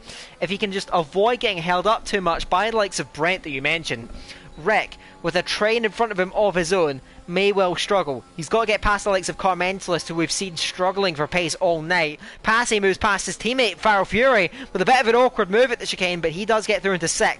Now we'll try and charge in front. Critically for him, he has a lot of cars between him and the main contenders for this race, so he can still get on with it. 6 seconds of penalties, but Passe sends with his race pace. 25 laps to go. If he avoids picking up more penalties, the race win still could be a reality for the McLaren man, but barring any safety cars, and they could still be an imminent possibility with the wall so near here at Montreal. Yeah, and also another spanner in the works for the likes of Rikurik and Slayer is that ERS Major is on the back of Old School, and that Red Bull is going to be very difficult to overtake. We've seen his pace so far today for ERS Major, and he's not going to be a pushover for these guys to get through him. Certainly not. He has got a bit of a buffer then in Carmentelis. Rick is going to want to try and dispose of Carmentelis as quickly as he can as he goes to the inside to the hairpin and will move through to P10 on the road. Slayer will try to follow through behind Rikurik. Those guys have been inseparable throughout the stint. Slayer is going to blast past Carmentelis. Can he get through as well? Old School through on Farrell Fury towards the chicane, and Farrell Fury is going to have to get out of that one. Slayer is chasing down Rikurik, won't make it. Heading into the last chicane on the track as Loco 5 is going to go to the pit lane and relinquish quite a lot of the places that he gained throughout the stint. So Farrell Fury up behind Old School. Rick And now Slayer diving now. Rick trying to go all the way around inside of turn 1, inside of turn 2. Here we go. Can Slayer overpower him through the exit? Great traction for the Mercedes, and he blasts his way past. Heading into the second chicane. He moves through on Rick then. So he is to P9 on the road. But of course, these guys are going to have to try and work together. Major and Farrell. Farrell getting squeezed out by ERS Major. Puts a feisty move. We've seen those aggressive moves from the Red Bull all the way through the evening. And so he gets that move done. He runs 7th on the road, just in front of now Farrell Fury and Slayer. So Slayer will try and follow through. Rick will try and get through as well. So let's see how this is all going to unfold with Verstappen trying to chase down a few seconds down the road on soft tyres. Campbell now to nearly 40 laps on medium. So we're just showing the possibility on those tyres. Can soft runners do the same? Slayer now to Farrell Fury to the inside. Patsy moves past Larkin as well, but Slayer gets the move done. He squeezes Farrell Fury. Farrell Fury goes to the pit lane. Old school penalty then. Earl, at this stage in the race, not what he was after. Passy now has Larkin in behind him, but Old School, look at the pace he's made on those softs, because already now he is got one car between himself and Passy. It's just Larkin trying to get through that Alfa Romeo. He's got 6 seconds of penalties now, so even terms.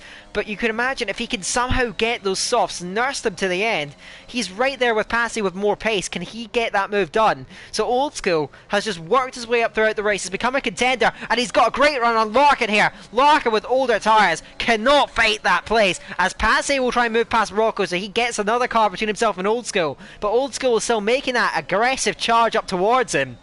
His pace on the softs has been immense.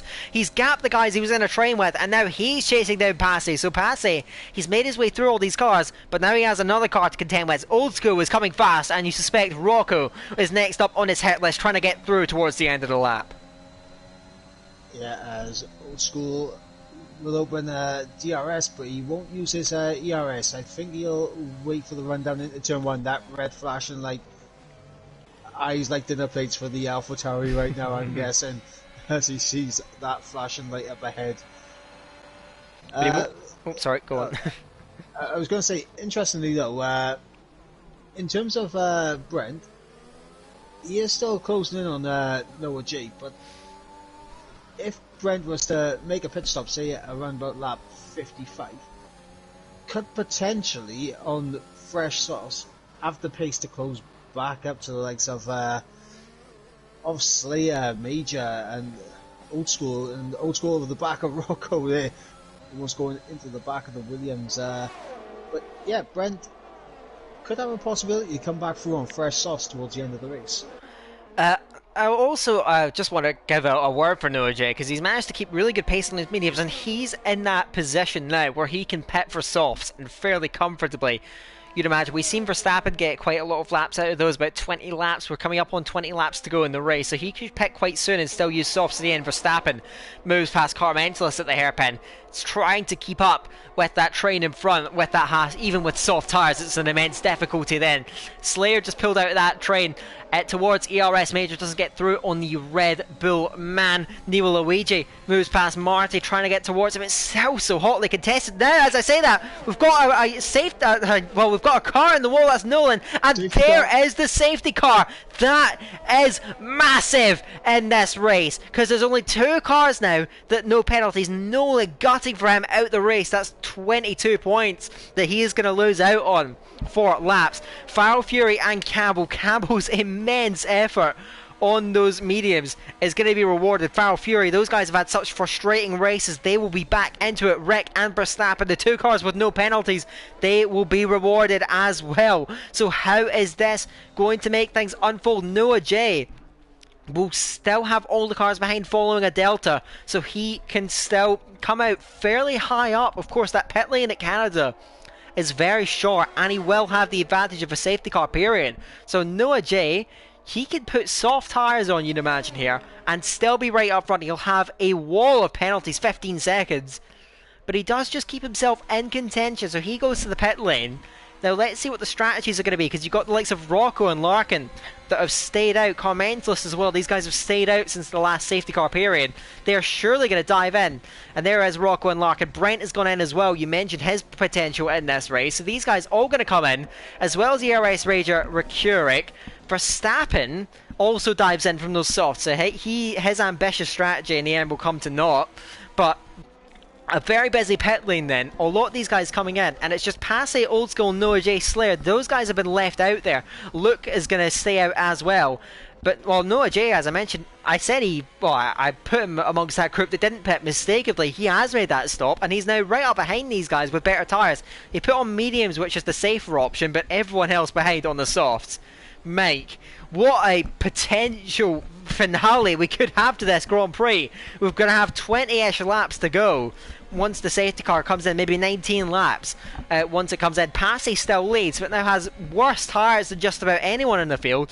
Old School is going to commit to that soft strategy, it looks like. He's second on the road. Everyone's going to bunch up.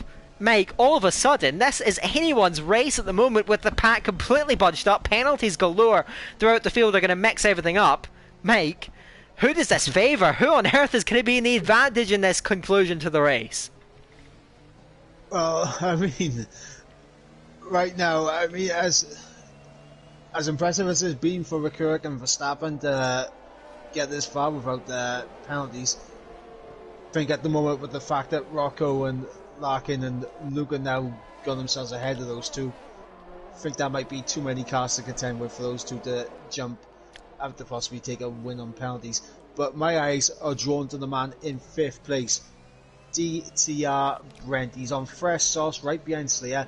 We've seen his pace. He's on equal penalties to Passe and Old School, and on much better tyres.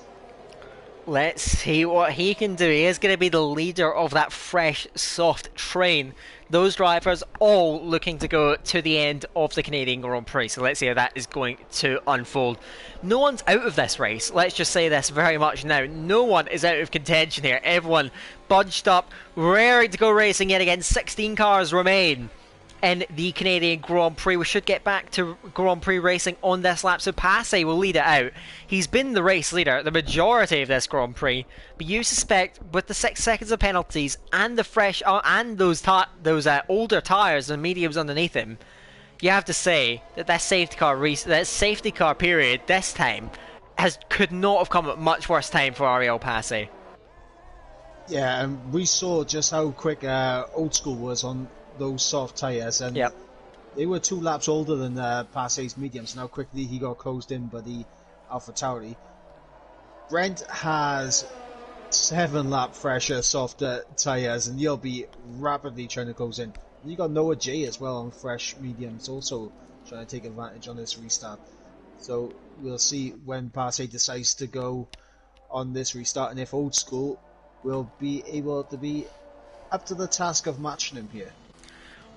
Well, let's see then, on board with Old School. Let's see how he is going to approach that. We've seen Passe's attack on both these last 2 restarts, just on the run towards the line, not at the line, but he goes just coming out of that chicane down the straight. So let's see how he's going to play this. Again, he's running up to the chicane at quite a high pace. He sets up, ups the pace a little bit now, backs up towards Old School, and it's the same trick thrice, but Old School reacts brilliantly, and he's right with him over the line. We've got cars side by side all the way through. Brent is looking at Slayer, dives it down the inside of the Mercedes, shuts the door, does Slayer, runs wide though, and Brent up alongside him then. Cars 2 by 2 all the way through the first chicane. Brent trying to overpower Slayer towards turn 3, gets the high ground, and through goes the AlphaTauri to P4 on the road. You mentioned him as a one to watch. Now he is going to look to try and shine. Noah J, fresh tyres underneath his car. He's looking to try and improve, but with 15 seconds of penalties, ERS Major and Rocco fighting further back then. The Red Bull gets the better of the Williams on this occasion then. So barreling down towards the 3rd sector on the lap. ERS Major is attacking Larkin, late lunge at a turn 8. Aggressive move. Larkin has to go off the road. Has to dive out the way, and ERS Major gets 7th by a very feisty move. Noah J inside of Old School, using those tyres to his advantage then. Slots it through on the inside and through to P2 on the road. So Noah J moving his way up then, and he's still within that range of Passe. It's a similar situation to last time, but this time Noah J has the tyre advantage, has the car underneath him to try and make that progress. Rocco moving past Larkin down the straight. The Williams getting past the Alfa Romeo. Slots through then, his penalties being picked up, heading in towards the chicane. ERS Major we saw picking up a time penalty, all in that. I think we may have saw Slayer pick up one. He's up to 6 seconds in the race now.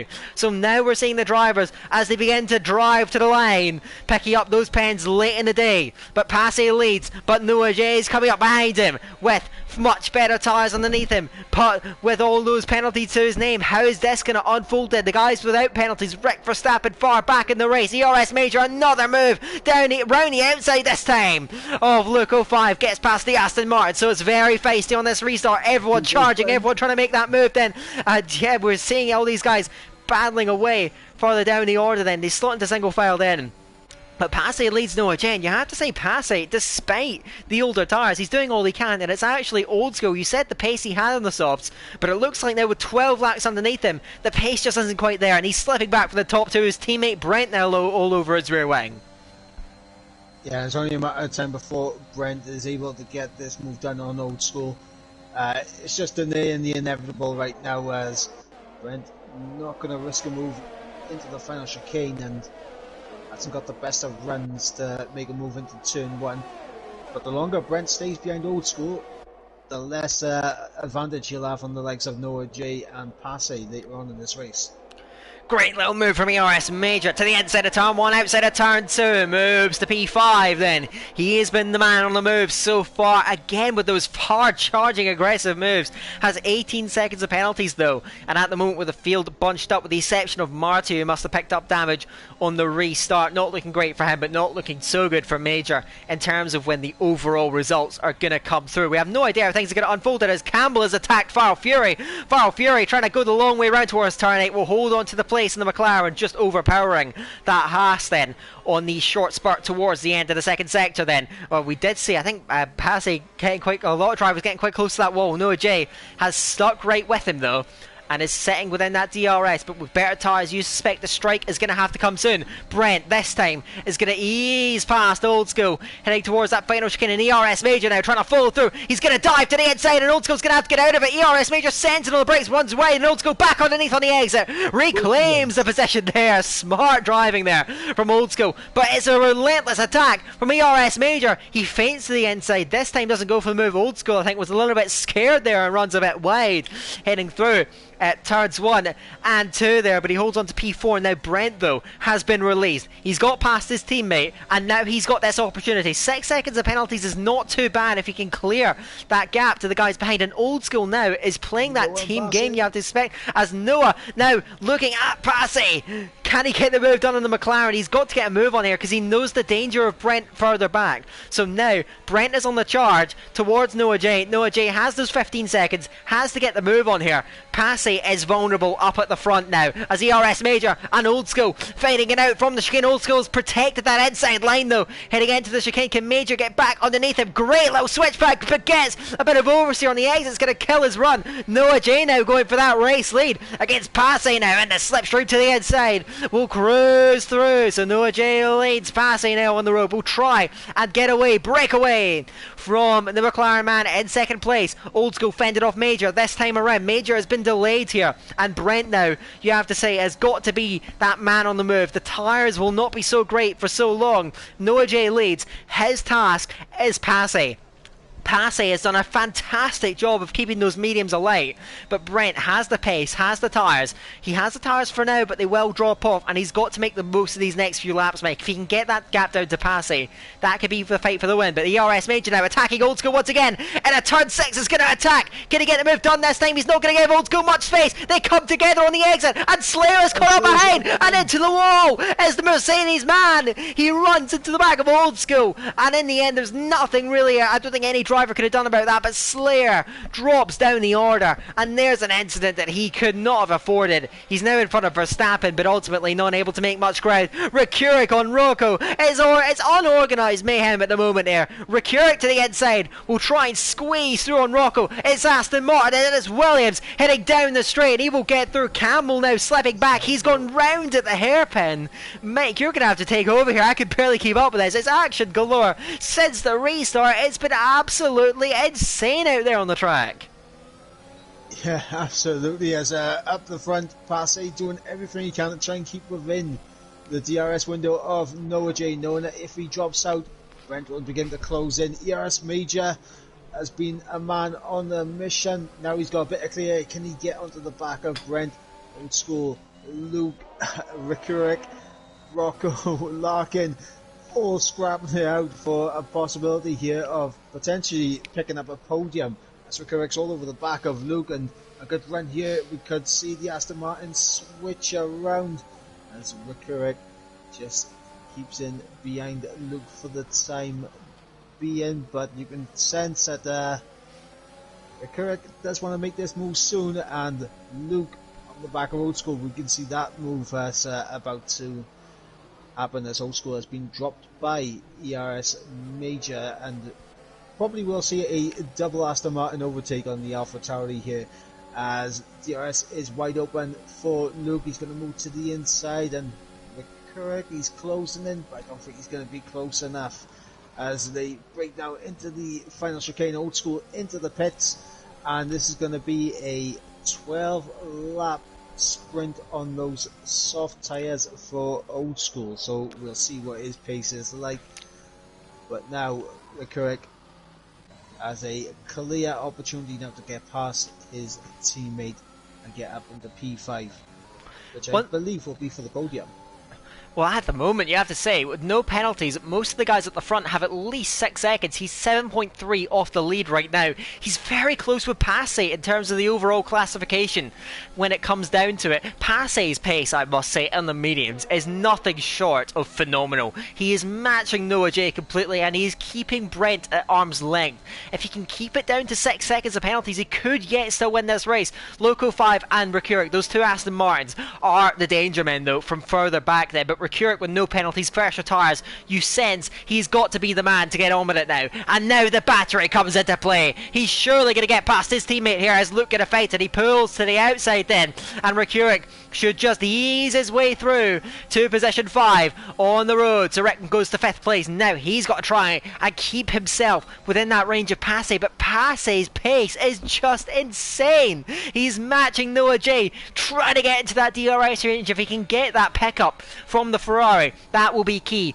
Can the medium survive? He's put 16 laps on them. They will get to the end of the race. The question is, will they drop off? Will the softs drop off from the likes of Brent, ERS Major and Mercuric? Still trying to make progress in behind. ERS Major with all the penalties will not feature in the final fight for the win, you'd suspect. But Passey, you have to say, what an effort he is making to get the most out of those tyres. But if he picks up one penalty, it could be done. Noah J from the lead picks up a penalty, continuing to slip his way down the standings. But I think as it stands right now, looks like if no other drama, as Verstappen picks up a penalty, right now it looks like the race win could come down to Passey and Mercuric fighting it out. We'll see how it unfolds with 11 laps to go. Yeah, it is beginning to shape up that way. Passey finding some fantastic pace on these 16 lap old mediums, and just about only just outside of that DRS window of Noah J. I think if he can get within that window, I don't think Rick will be able to overhaul here, but he dips just under that 1 second window. If Passey can keep a hold of this and get DRS, I think it'll be just enough there to stay ahead of Rick. He's 6.5 seconds to the good at the moment, so he is already out of that range of Rick in terms of that even that 6 second penalties. But of course he could pick up more. We'll see how things are going to unfold. I think on pace, Passey would be a deserving winner, but of course it's not always how it's going to turn out, especially in a league like LOA Endure. Of course, full 60 points for winning, and of course the 70 points for completion of this race for one every lap. But Passey, I think critically, has managed to just about snag DRS then, heading on to the straight. It was just at the hairpin. Actually, he's just missed out on it. He must have been just thousands of a second away, and that is just time that he will not want to lose. But he's got 7 seconds to Rick now. He's got more pace, it seems, at this stage, and right now the race is in Passey's hands. He's managed to keep Brent at bay. Brent has done everything he can to chase him down, but ultimately has not been able to quite make the ground that he was looking for. He's still about 2 seconds behind. Passey can just latch on, but if he gets a penalty, Brent and Rick both come into play once again, assuming they don't pick up a penalty. So let's see how that's going to unfold. But Passey is still pushing. He wants that DRS. Noah J is not allowing him. He's still giving it everything. He's got 18 seconds. He's got to try and maximise his pace all the way to the end to make sure that he stays as far up the order as he possibly can. So, we're inside the final 10 laps now in what has been a grueling Canadian Grand Prix. It was a bit of a race of attrition to start, but these guys have done a great job of keeping it clean since then. Noah J leads Passy. ERS Major, another penalty, 24 seconds. He'll be slipping way down the field in the overall standings.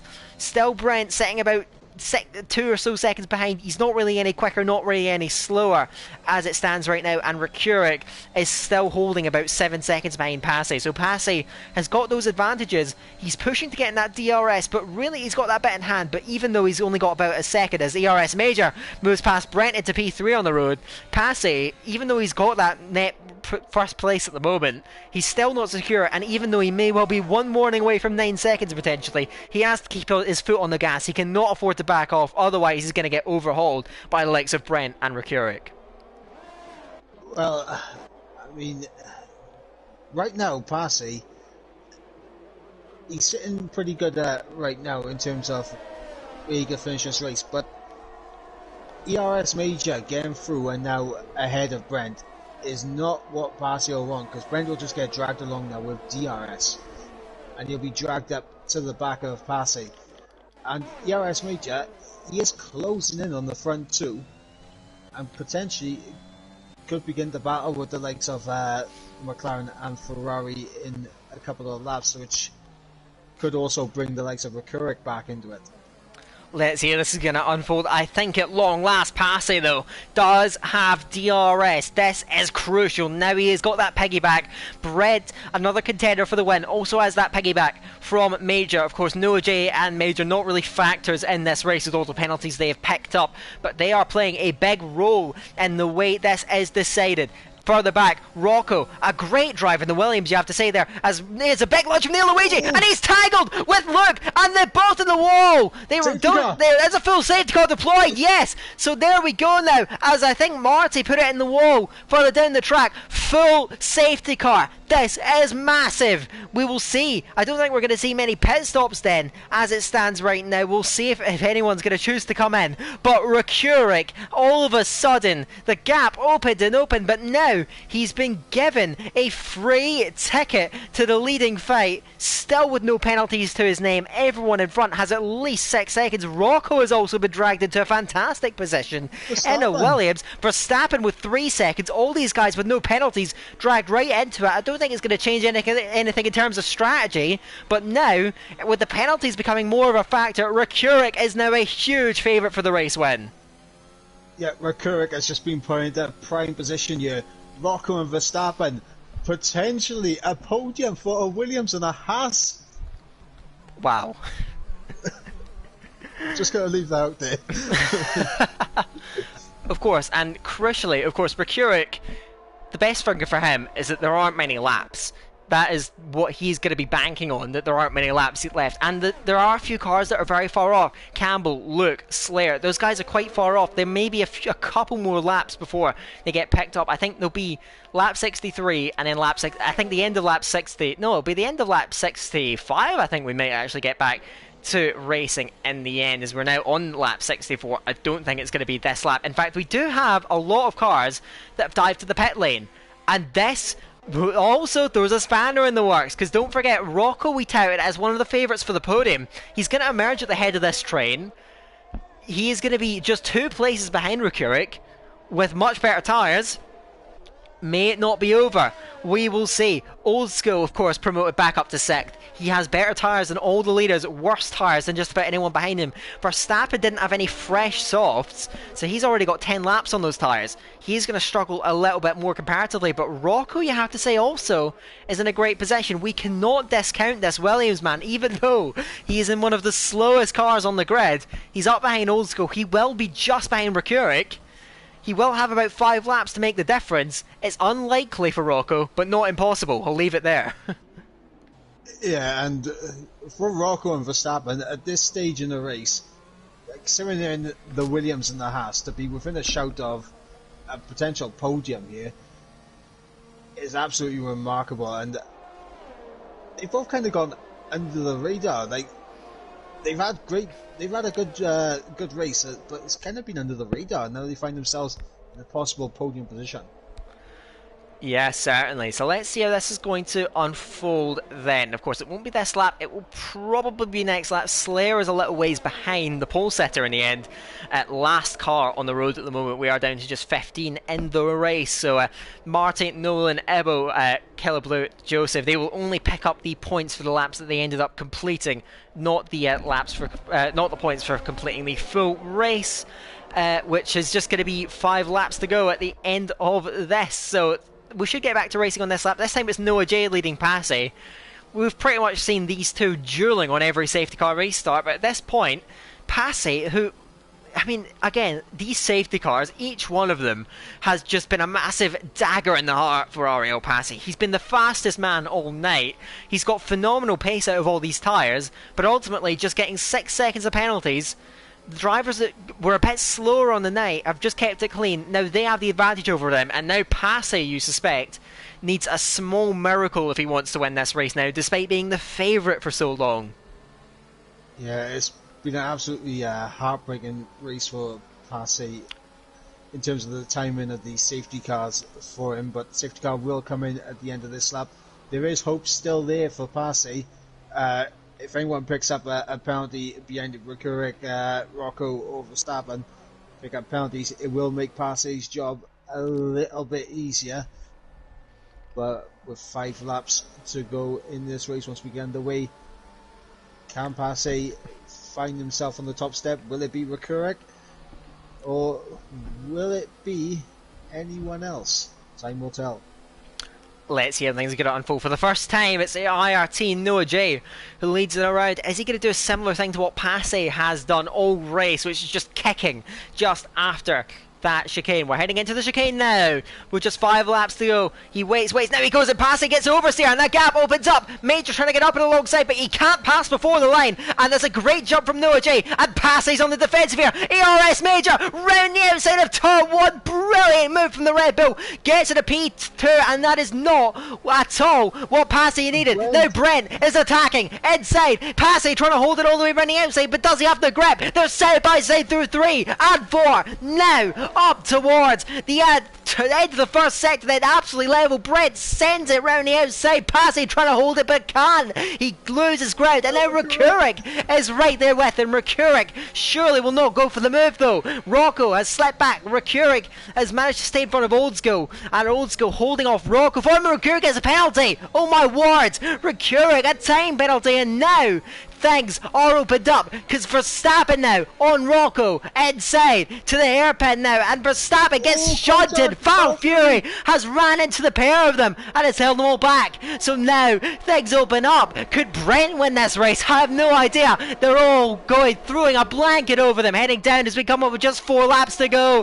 This is absolutely incredible stuff here. Foul Fury has thrown a spanner in the works for the entire chasing pack, and the gap opens up by an Old School. So Ricuric may not be out of this yet, but Brent has all of a sudden, with a brilliant restart, a brilliant move on Passy, now jumps his way up. He's still got ground to make up, but Ricuric now, with that penalty, has put him under more pressure than he really needed to be now. Brent has has a lot of laps on the tyres. As Rocco has gone round, we've touted him as a podium man. Now he's going to be to the back of the field. Rocco down the back. It's mayhem here. Noah J still leads. ERS Major doing all he can. Those guys with the most penalties. Brent though still pushing. Ricuric, I think, still the favourite for the win, but he's under a lot more pressure now than he would have been before. Yeah, so I'm on board with this battle for P in 9, 10 and 11 with Carmentus, Larkin and Noah Luigi. Very good scrap going on between those 3 as Luca's getting involved as well. Yeah, absolute chaos there on with Foul Fury, and they opened up the gap a bit with Verstappen, and I'm not sure what happened with Rocco, but heartbreaking for the man in the Williams after such a great drive. Yes, certainly. He worked his way up all the way through.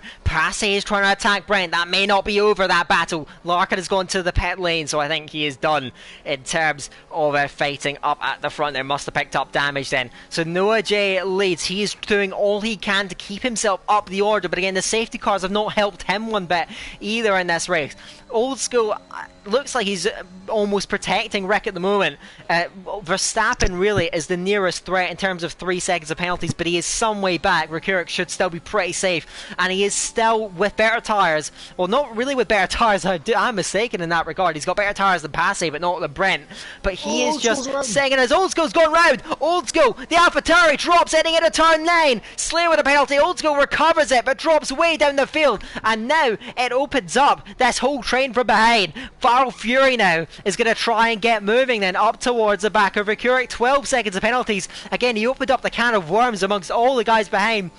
Verstappen may see an opportunity to get himself up there. We will see. Passy trying to get to Brent. It's a fight between these guys in terms of net possessions then, as they all stack up behind ERS Major. 2 laps to go in what has been a sensational Montreal race, and it's far from over then. Rakurik the favourite for the win, but certainly not a given at this moment.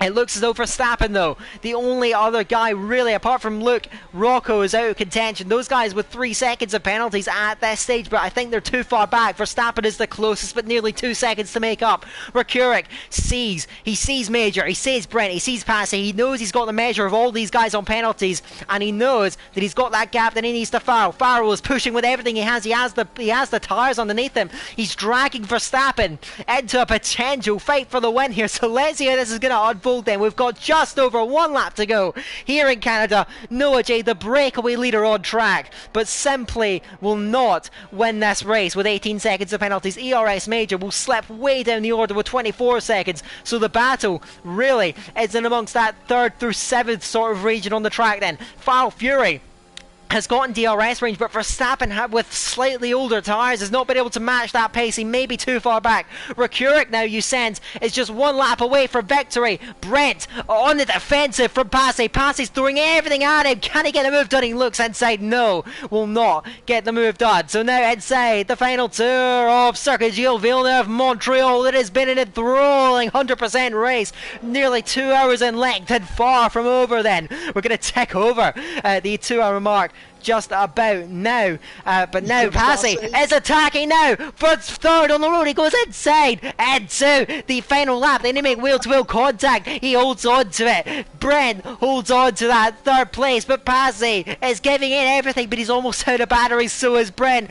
Farrell Fury is attacking Rakurik. Rakurik just doesn't need to fight him though. His worry is Verstappen. His worry could be the guys fighting for 3rd on the road. It's Passy inside of Brent then. Major defense the hairpin inside line for Major. Noah J 4 seconds up the road, but he will not win this race. Brent fends off the attack from Passy. Could that be it? Passy's going to throw everything at him. Rick and Farrell, they're right there. It's going to be a run to the line now, and Brent could be getting swapped here. They're almost 3 wide into the chicane up to the line. It's going to be Noah J to win it. Passy sends it. Brent with a penalty late, and they come together out of the last chicane. 3 corner. Rakurik's out. Verstappen is going to win. I'll lose my voice. Verstappen wins it. What? Rakurik is collected at the final corner. Verstappen somehow, from somewhere, the winner. Look, for car mentalist on the podium. What on earth has happened? 3 cars out of the last corner. I completely lose my voice. I'm sorry about that. We could not have had a more dramatic ending to that race. QVR Verstappen picks up the pieces, as he always seems to do, and he is a race winner in LOE Endure. That may be the craziest ending to a race you will ever see. That was unbelievable. Side by side in the final chicane, Passy and Brent, we said this so many times, 2 do not go into that corner well. They've collided with each other, they've spun off each other, and in the process taken out Rakurik and Farrell Fury as well, allowing Verstappen in the Haas to take the win. Incredible. I struggle to find the words to describe that race. So there is your podium. Verstappen, Luco 5, Car Menzelist, who was nowhere the entire race, gets third. I cannot conceive. My brain cannot process what we've just seen. 90 minutes of racing, and that is the end result. QVR Verstappen, from nowhere, wins the race after a last corner incident, takes out the to-be winner, Räikkönen.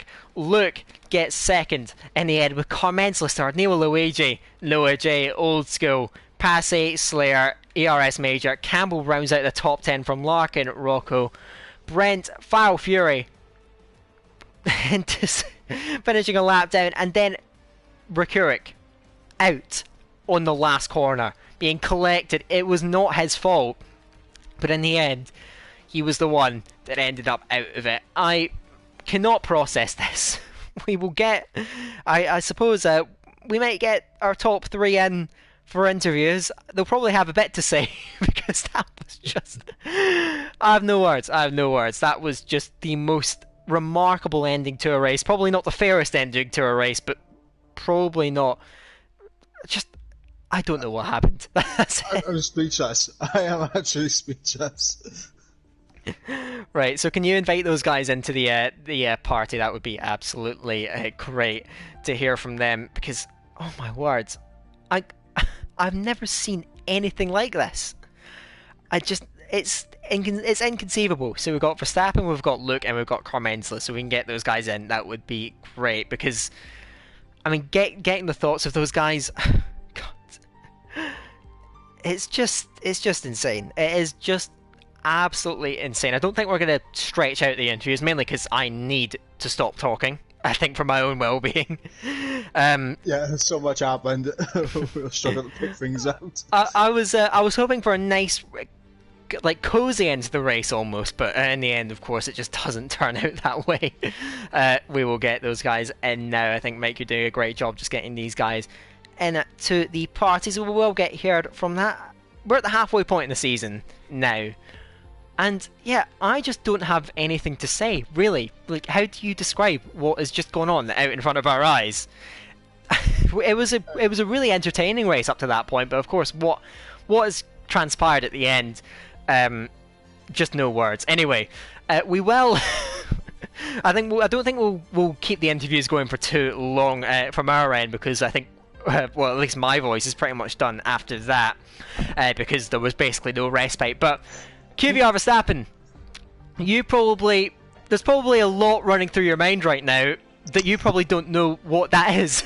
I struggle to find the words to describe. Just one very simple question. Just talk us through the end of that race, and just what on earth has happened as you go over the line. And you go from, fighting for that podium, on the verge, probably a P2 in order for you, by keeping it clean. And then you see the man that is on the course for the win get taken out on the last corner. Just run us through what has happened there. I'm kind of unsure. So I'll take it from the last safety car restart onwards. Yeah. No, I didn't have the freshest of tires. They were already 20%. So just leave it, see if I can gain some positions on pins.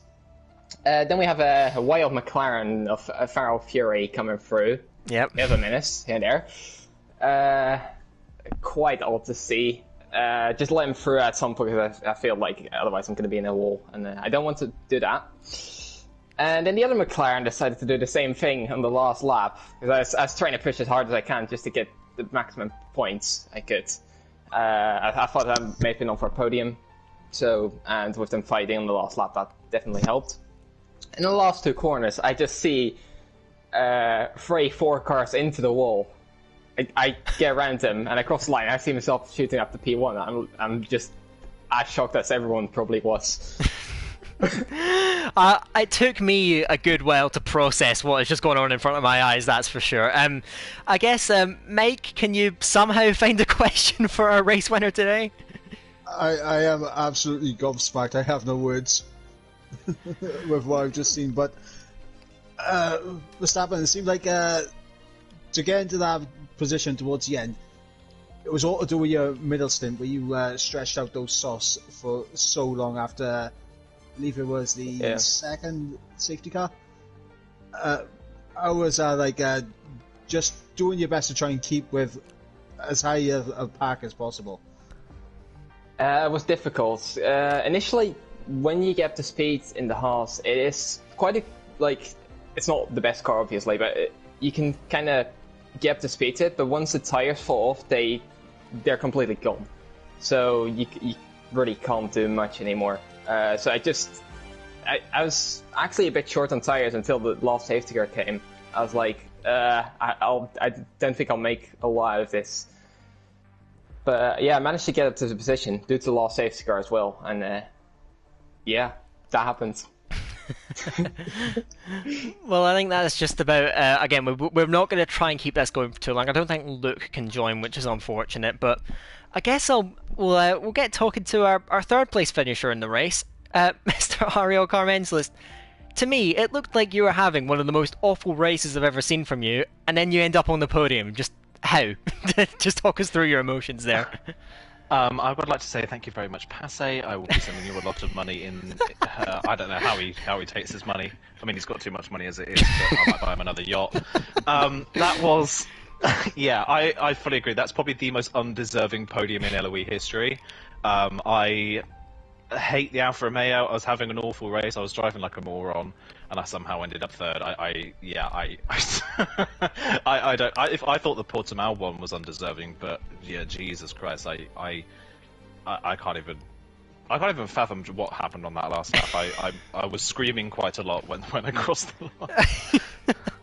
Honestly, I know that you guys stream your races. I'm going to watch those back straight away to see what the reactions were, because I imagine they must have been golden. Mike, again, probably quite hard to find anything to say, but do you have anything to ask our third place finisher, Carmenzalis? I mean, probably the only thing I can ask Carmenzalis is how he managed to keep his concentration throughout that entire race, where he was towards the back end until the last moment. Oh God, how did I keep my concentration? That's a good question. To be honest, I don't think I really did. I think I kind of zoned out for maybe the first 35 laps of that race, and I was just kind of like on robot, like pilot mode, autopilot mode, and it was just kind of doing it for me, in a sense. But yeah, I mean, I'm used to it now. I mean, I think pretty much every single race this season, something has happened to me on the first lap, and I've been at the back for the first, 20 laps of the race, so I'm used to it by now. I think it's just like a factory setting I have in my brain at this point. Yeah, your autopilot, that's pretty much me in any league race I ever done, so I know exactly I know exactly what you were feeling. Again, probably don't want to keep this running for too much longer. I mean, we've had a Haas winning the race in probably the most dramatic circumstance, the circumstance that you'd expect a Haas to win a race in. I think we could say that much. But yeah, just probably the craziest race we've seen so far this season, and now we are halfway through. I guess before we do wrap things up for good, I'm going to hand it back to you, Mike. What are your final thoughts for today? Just can you try and summarise what we've just seen? Absolute gobsmacked. Well done, Montreal. I think that's 3 words that we could use to describe that. Probably wasn't the best race in terms of racing, but in terms of drama, well, it was. You won't find anything better. I think that is going to be just about it for tonight. We're now 5 rounds into LOE Enduro, and this championship continues to deliver in the most unfathomable ways you could imagine. But yeah, that is going to be just about it then for tonight. Congratulations to all the drivers that made it through the checkered flag, and also the ones that made it very close to getting to the checkered flag and ultimately faltering or getting collected in the last corner. But for what is probably one of the craziest races I've ever seen, I think we are just going to sign off on that note. So please be ready to tune in. The next race is going to be in Imola, the 2nd of March, exactly a month's time. So do not miss that. It should be another cracker. Let's hope for that. So I think with everything said and done from Mike and myself, it is goodbye for now. And until next time, we'll see you later.